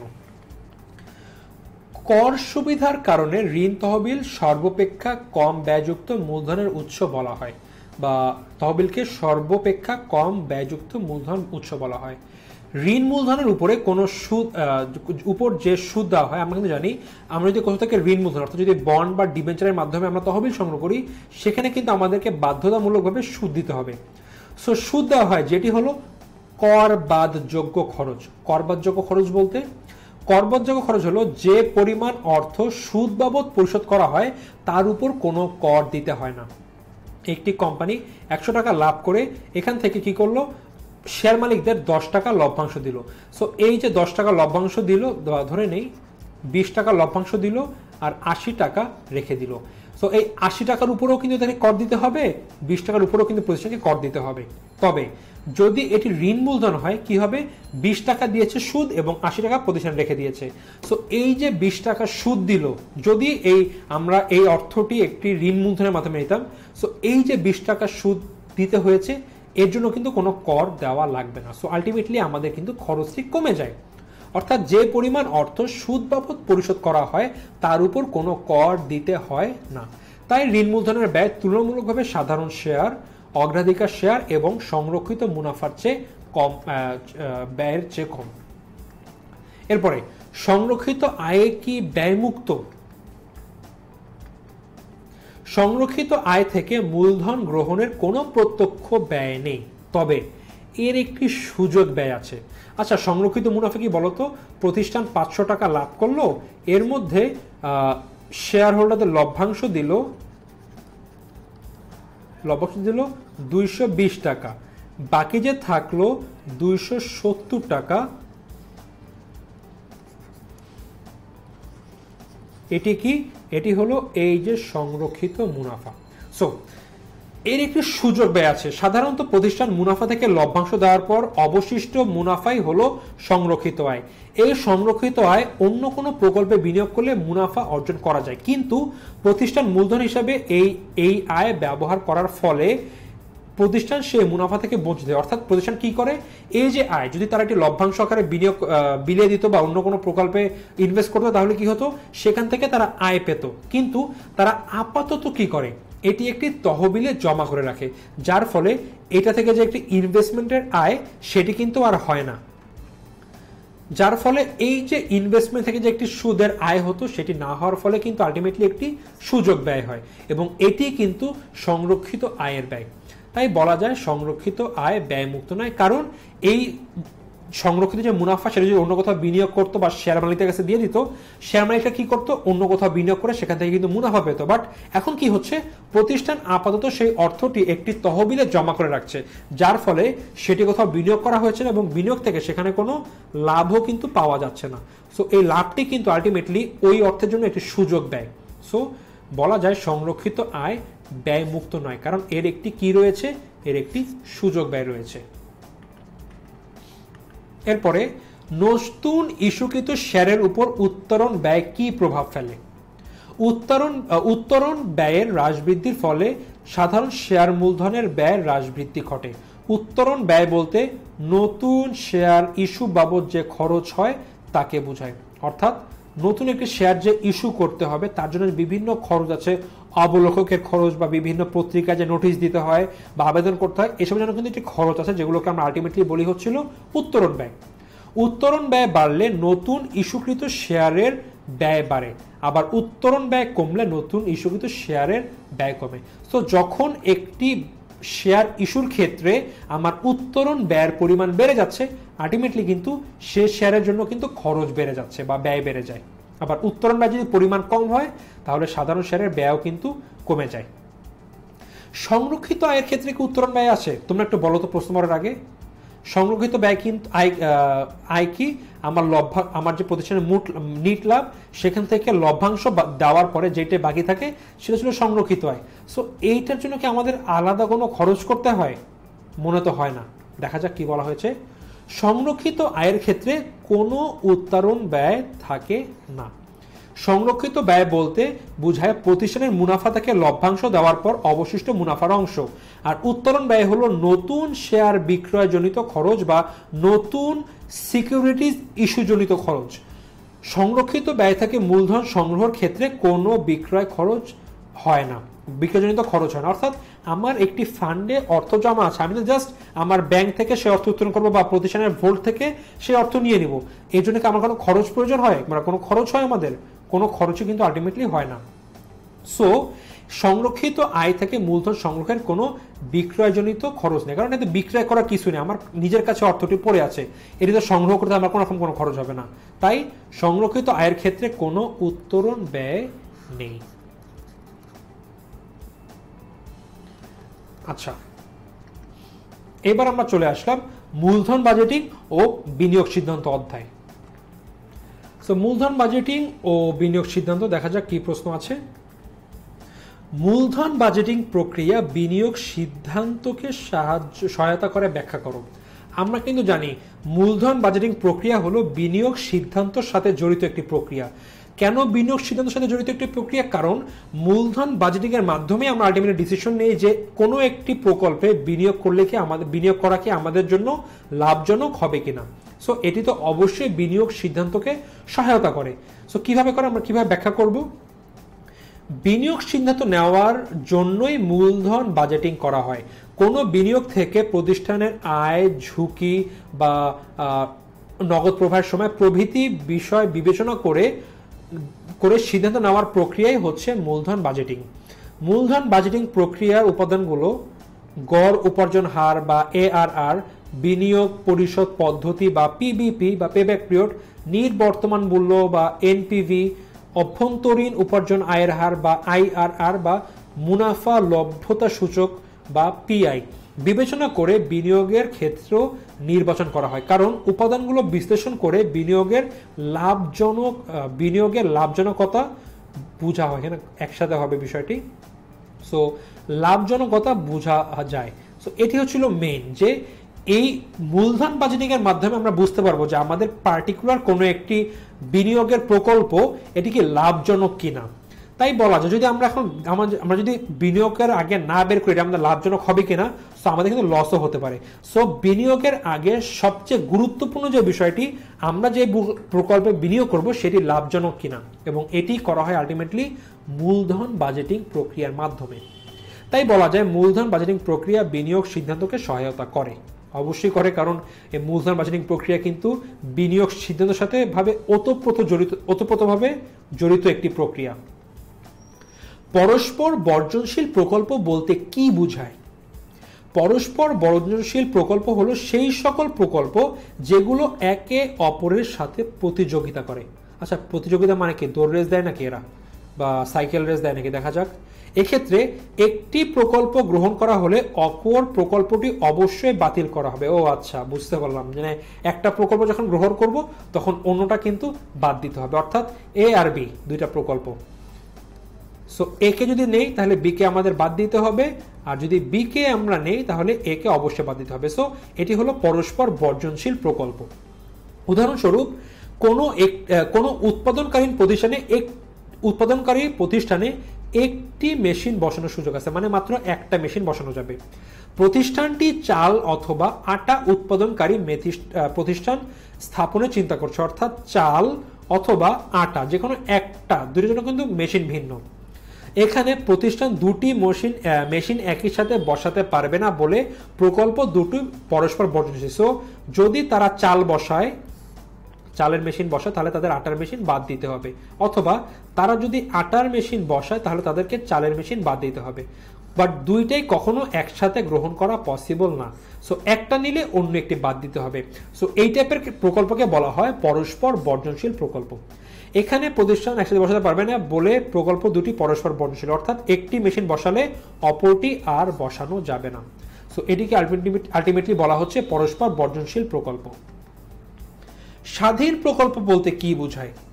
যখন একটি প্রকল্পে বিনিয়োগের সিদ্ধান্ত অন্য প্রকল্প গ্রহণ বা বর্জনের সিদ্ধান্তকে প্রভাবিত করে না, তাকে স্বাধীন প্রকল্প বলে। অর্থাৎ একটি প্রকল্পের গ্রহণ বা বর্জন সিদ্ধান্ত অন্য প্রকল্পের গ্রহণ বা বর্জনকে প্রভাবিত করবে না। অর্থাৎ আমি একটি প্রকল্প গ্রহণ করলাম, এর জন্য অন্য প্রকল্পকে আমাকে বর্জন করতে হবে বা গ্রহণ করতেই হবে, এটা এমনভাবে কোনো রিলেশন নাই এদের মধ্যে। স্বাধীন প্রকল্পগুলো স্বাধীনভাবে মূল্যায়ন করা হয়। এ ধরনের প্রকল্প লাভজনক হলেই গ্রহণ করা হয়, অর্থাৎ যদি লাভজনক হয় তাহলেই গ্রহণ করে ফেলা হয়। এগুলো অন্য কোনো প্রকল্পের সাথে সম্পর্কিত নয়। যেমন উৎপাদনের জন্য একটি মেশিন ক্রয় এবং কারখানা নির্মাণ দুটি স্বাধীন প্রকল্প। সো মেশিন ক্রয় করলে কারখানা নির্মাণ করা যাবে না, বা কারখানা নির্মাণ করলে মেশিন ক্রয় করা যাবে না, বা মেশিন ক্রয় করলে কারখানা নির্মাণ করতেই হবে, অথবা কারখানা নির্মাণ করলে মেশিন ক্রয় করতেই হবে, এমন কোনো বাধ্যবাধকতা নেই। যারা ম্যানেজার আছে তারা ডিসিশন নেবে, আচ্ছা মেশিন ক্রয় করলে কি আমাদের লাভজনক হবে? যদি লাভজনক হয় তারা মেশিন ক্রয় করবে, লাভজনক না হলে মেশিন ক্রয় করবে না। তারপরে কারখানা নির্মাণ কি তাদের জন্য লাভজনক হবে? যদি লাভজনক হয় তারা নির্মাণ করবে, লাভজনক না হলে তারা নির্মাণ করবে না। একটি গ্রহণ বা বর্জন অন্যদিকে আলটিমেটলি প্রভাবিত করে। এটি হলো স্বাধীন প্রকল্প। মূলধন রেশনিং কিভাবে করা হয় ব্যাখ্যা করো। মূলধনের সীমাবদ্ধতার কারণে গ্রহণযোগ্যতার ভিত্তিতে লাভজনক প্রকল্পে বিনিয়োগ করে অন্যান্য প্রকল্প স্থগিত বা বাতিল করাকে হবে, এটি বাতিল করাকে মূলধন রেশনিং বলে। ধরে নে আমার কাছে তিনটি প্রকল্প, এ প্রকল্প, বি প্রকল্প, সি প্রকল্প। এ প্রকল্পের লাভ হচ্ছিল 15%, বি প্রকল্পে 18%, সি প্রকল্পে 12%। এখন এ প্রকল্পে আমার লাগবে হচ্ছিল 10 লক্ষ, বি প্রকল্পেও লাগবে আমার, আচ্ছা ধরে নিই এ প্রকল্পে লাগবে 10 লক্ষ, বিতেও 10 লক্ষ, সিতেও 10 লক্ষ। এখন আমার কাছে ইনকাম আছে হচ্ছিল 25 লক্ষ টাকা। সরি, সো আমি কি কখনো 3টা প্রকল্পে বিনিয়োগ করতে পারবো? বিকজ 3টা প্রকল্পে আমার বিনিয়োগ করার জন্য প্রয়োজন হবে 30 লক্ষ টাকা, বাট আমার কাছে আছে 25 লক্ষ টাকা, মানে 5 লক্ষ টাকা কম। সো আমি যে কোনো 2টি প্রকল্পে বিনিয়োগ করব। এখন কি করব? সবচেয়ে গ্রহণযোগ্য 2টি প্রকল্পে বিনিয়োগ করব। সবচেয়ে গ্রহণযোগ্য কি? 3টির আয় দেওয়া আছে আমি কোন প্রকল্পে বিনিয়োগ করলে কি পরিমাণ আয় পাবো। এখন সবচেয়ে বেশি কোনটাতে আছে? 18%। সো আমি প্রকল্প বিতে বিনিয়োগ করব। এরপরে সিতে নাকি এতে করব, দেখা যাচ্ছে সি এর পরিমাণ 12%, এর পরিমাণ 15%। সো আলটিমেটলি এতে আমরা বিনিয়োগ করব। সো এই যে আমরা গ্রহণযোগ্যতার ভিত্তিতে সবচেয়ে লাভজনক একটি বা একাধিক প্রকল্পে বিনিয়োগ করে বাকি প্রকল্পগুলো বাদ দিলাম, সো এটাকে বলা হচ্ছে মূলধন রেশনিং। একই সাথে প্রতিষ্ঠানের হাতে অনেকগুলো গ্রহণযোগ্য প্রকল্প থাকতে পারে। দেখো এগুলো হয়তো সবই খুব লাভজনক, কিন্তু সবগুলো প্রকল্প বাস্তবায়ন করার জন্য পর্যাপ্ত মূলধন নাও থাকতে পারে। তখন ব্যবস্থাপক মুনাফা অর্জন ক্ষমতা অর্থাৎ পিআই অনুসারে প্রকল্পগুলোকে সাজিয়ে সবচেয়ে লাভজনক প্রকল্পটি গ্রহণ করে অন্য প্রকল্পগুলোকে স্থগিত বা বাতিল করবে, যা মূলধন রেশনিং বা নিয়ন্ত্রণ নামে পরিচিত। যে উদাহরণ দিলাম যে আমার কাছে অনেকগুলো ভালো প্রকল্প আছে, সো সবগুলোতে আমি ইনভেস্ট করতে পারবো না, কারণ আমার একটি অর্থের সীমাবদ্ধতা রয়েছে। সো এই যে অর্থের সীমাবদ্ধতাকে মাথায় রেখে আমি একটি বা 2টি প্রকল্প হাতে নিয়ে বাকিগুলো আমি বাদ দিয়ে দিব বা স্থগিত করব, এটিকে আলটিমেটলি বলা হচ্ছে মূলধন রেশনিং। এবার আমরা দেখব আমাদের শেষ অধ্যায়, যেটি হলো ঝুঁকি ও মুনাফার হার। ঝুঁকি গ্রহণ ছাড়া কি মুনাফা অর্জন সম্ভব? ব্যাখ্যা দাও। ঝুঁকি ছাড়া মুনাফা অর্জন করা সম্ভব। ইয়াস, ঝুঁকিমুক্ত খাতে ট্রেজারি বিল বা ট্রেজারি বন্ড বিনিয়োগ করে মুনাফা পাওয়া যায়। দেশের সরকার কর্তৃক ইস্যুকৃত বিল অর্থাৎ ট্রেজারি বিল, ট্রেজারি বন্ড বা ট্রেজারি সঞ্চয়পত্রে বিনিয়োগ করলে বিনিয়োগকারীকে কোনো ঝুঁকি নিতে হয় না। নির্দিষ্ট মেয়াদ শেষে এসব বিনিয়োগ থেকে মুনাফা পাওয়া যায়, তবে এক্ষেত্রে ঝুঁকি না থাকায় কোনো ঝুঁকি প্রিমিয়াম পাওয়া যায় না। ঝুঁকি প্রিমিয়াম কি? ওই যে একটু আগে পড়েছিলাম আমরা, হয়তোবা একটি ট্রেজারি বিলে ইনভেস্ট করলে 10% পাবো, কোনো ঝুঁকি নেই, সো আমার ঝুঁকিমুক্ত আয় 10%। আর শেয়ারে ইনভেস্ট করলে আমরা পাবো 25%। সো এখানে অধিক হচ্ছিল 15%, বা 15% হচ্ছিল আমাদের এখানে ঝুঁকি প্রিমিয়াম। সো এই ঝুঁকি প্রিমিয়াম আমরা কখন পাবো? যখন আমরা ঝুঁকি যুক্ত প্রকল্পে ইনভেস্ট করব। বাট আমরা এখন কোথায় করছি? সরকারি বিভিন্ন সিকিউরিটিজে, যেগুলোতে কোনো ঝুঁকি নেই। সো ঝুঁকি মুক্ত সিকিউরিটিজে বিনিয়োগ করলে আমরা এখানে কোনো ঝুঁকি প্রিমিয়ামও পাবো না। সো আলটিমেটলি বলা যায় যে ঝুঁকি গ্রহণ ছাড়া কিন্তু আমাদের ইনভেস্ট করা পসিবল, কারণ সরকারি বিভিন্ন বন্ড বা ডিভেঞ্চার রয়েছে বা সরকারি বিভিন্ন সিকিউরিটিজ, সো সেইখানে ইনভেস্ট করলে আমাদের কোনো ঝুঁকি নেই, কারণ সরকার কখনো দেউলিয়া হয় না, বা সেখান থেকে আমাদের বিনিয়োগকৃত অর্থ বা সুদ অর্থাৎ আসল বা সুদ কোনোটি মায়ের যাওয়ার কোনো চান্স নেই। আমরা বিনিয়োগ করলে সেখানে আমরা শিওরলি অর্থ ফেরত পাবো। তবে সেসব ক্ষেত্রে প্রত্যাশিত আয়ের হার সাধারণত কম হয়, কারণ সেখানে কোনো ঝুঁকি নেই। এবং ঝুঁকি ও মুনাফা নীতির ভিত্তিতে কিন্তু স্বাভাবিকভাবে বলা যায়, যেহেতু সেখানে ঝুঁকির পরিমাণ কম বা ঝুঁকি নাই, তাই আমাদের আয়ের হারও কিন্তু একদম সর্বনিম্ন হবে। এরপরে বাজার ঝুঁকিকে কেন অপরিহার্য ঝুঁকি বলে? বাজার ঝুঁকিকে বিভিন্ন কৌশল অবলম্বনের মাধ্যমে পরিহার করা যায় না, বা বিভিন্ন না বলে আমরা বলতে পারি কোনো কৌশল অবলম্বন করে পরিহার করা যায় না বলে এটিকে অপরিহার্য ঝুঁকি বলে। অর্থাৎ এই ঝুঁকিটি যদি আসে আমাকে অবশ্যই প্রভাবিত করবে এবং কোনোভাবে কিন্তু আমরা এটি পরিহার করতে পারবো না, অর্থাৎ এটি একটি অপরিহার্য ঝুঁকি। এই ঝুঁকির উপর বিনিয়োগকারী বা প্রতিষ্ঠানের কোনো নিয়ন্ত্রণ থাকে না, অর্থাৎ যদি এই ঝুঁকি নিয়ন্ত্রণের জন্য বিনিয়োগকারী বা প্রতিষ্ঠানের কাছে কোন রকম কোনো পদ্ধতি জানা নেই। রাজনৈতিক অস্থিরতা কখনো কিন্তু কোনো ব্যক্তি বা বিনিয়োগকারী বা কোনো প্রতিষ্ঠান কিন্তু এটি থামাতে পারবে না। অর্থনৈতিক অবস্থা বা সরকারি নীতির পরিবর্তন, এর ফলে কিন্তু একটি প্রতিষ্ঠান বা একটি বিনিয়োগকারীকে বাধ্যতামূলকভাবে প্রভাবিত করবে এবং আলটিমেটলি এটি কিন্তু যে কোনো বিনিয়োগকারী এবং সরকারের উপরে কিন্তু প্রভাব ফেলবে। সো আলটিমেটলি এটি কোনোভাবে পরিহার করা যাবে না, অর্থাৎ এটি একটি অপরিহার্য ঝুঁকি। এজন্য বাজার ঝুঁকিকে অপরিহার্য ঝুঁকি বলা হয়। ঋণ মূলধন ব্যবহারের কারণে কোন ঝুঁকি সৃষ্টি হয়? আমরা জানি আর্থিক ঝুঁকির সৃষ্টি হয়। গৃহীত ঋণ সুদসহ সময় মতো পরিশোধ করতে না পারার আশঙ্কাকে আর্থিক ঝুঁকি বলা হয়। গৃহীত ঋণ সুদসহ অর্থাৎ ঋণের আসল এবং সুদ এই দুটি সময় মতো পরিশোধ করতে না পারার আশঙ্কাকে আর্থিক ঝুঁকি বলা হয়। প্রতিষ্ঠান ঋণদাতাদের নির্দিষ্ট হারে ঝুঁকি দিতে বাধ্য, অর্থাৎ যদি ঋণের সুদ না দেয় তাহলে কিন্তু তারা অর্থাৎ বিনিয়োগকারী বা ঋণদাতার কিন্তু কোম্পানির নামে কেস করতে পারে, যার ফলে তাদের কিন্তু অনেক বড় ক্ষতি হতে পারে বা তারা কিন্তু দেউলিয়াও হয়ে যেতে পারে। যেসব প্রতিষ্ঠানে বেশি ঋণ করা মূলধন থাকে তাদের বেশি সুদ দিতে হয় বলে ঝুঁকি বেশি, অর্থাৎ যাদের এই যে বেশি পরিমাণ ঋণ মূলধন রয়েছে তাদের কিন্তু এই আর্থিক ঝুঁকির পরিমাণ বেশি, কারণ যেহেতু বেশি ঋণ মূলধন রয়েছে তো তাদেরকে কিন্তু বাধ্যতামূলকভাবে অনেকখানি অংশ তাদের বাধ্যতামূলকভাবে পরিশোধ করতে হবে এবং সুদও কিন্তু পরিশোধ করতে হবে।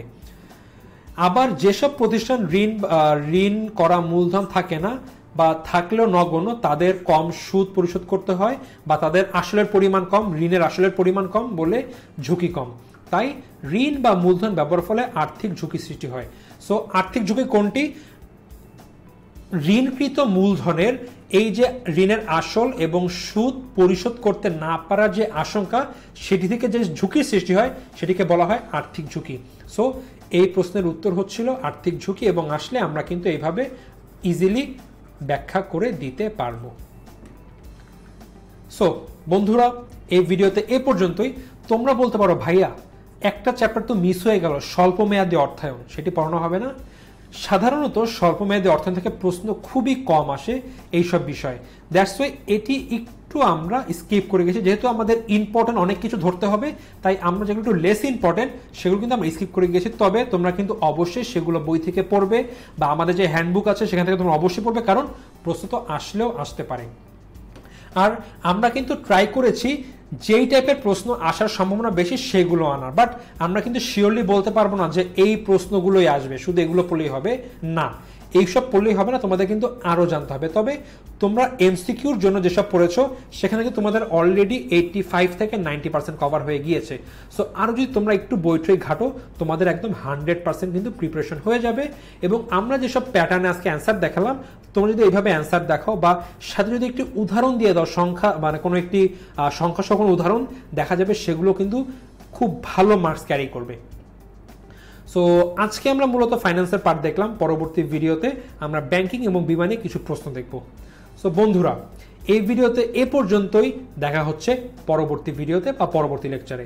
সে পর্যন্ত সবাই ভালো থাকবে, সবাই সুস্থ থাকবে।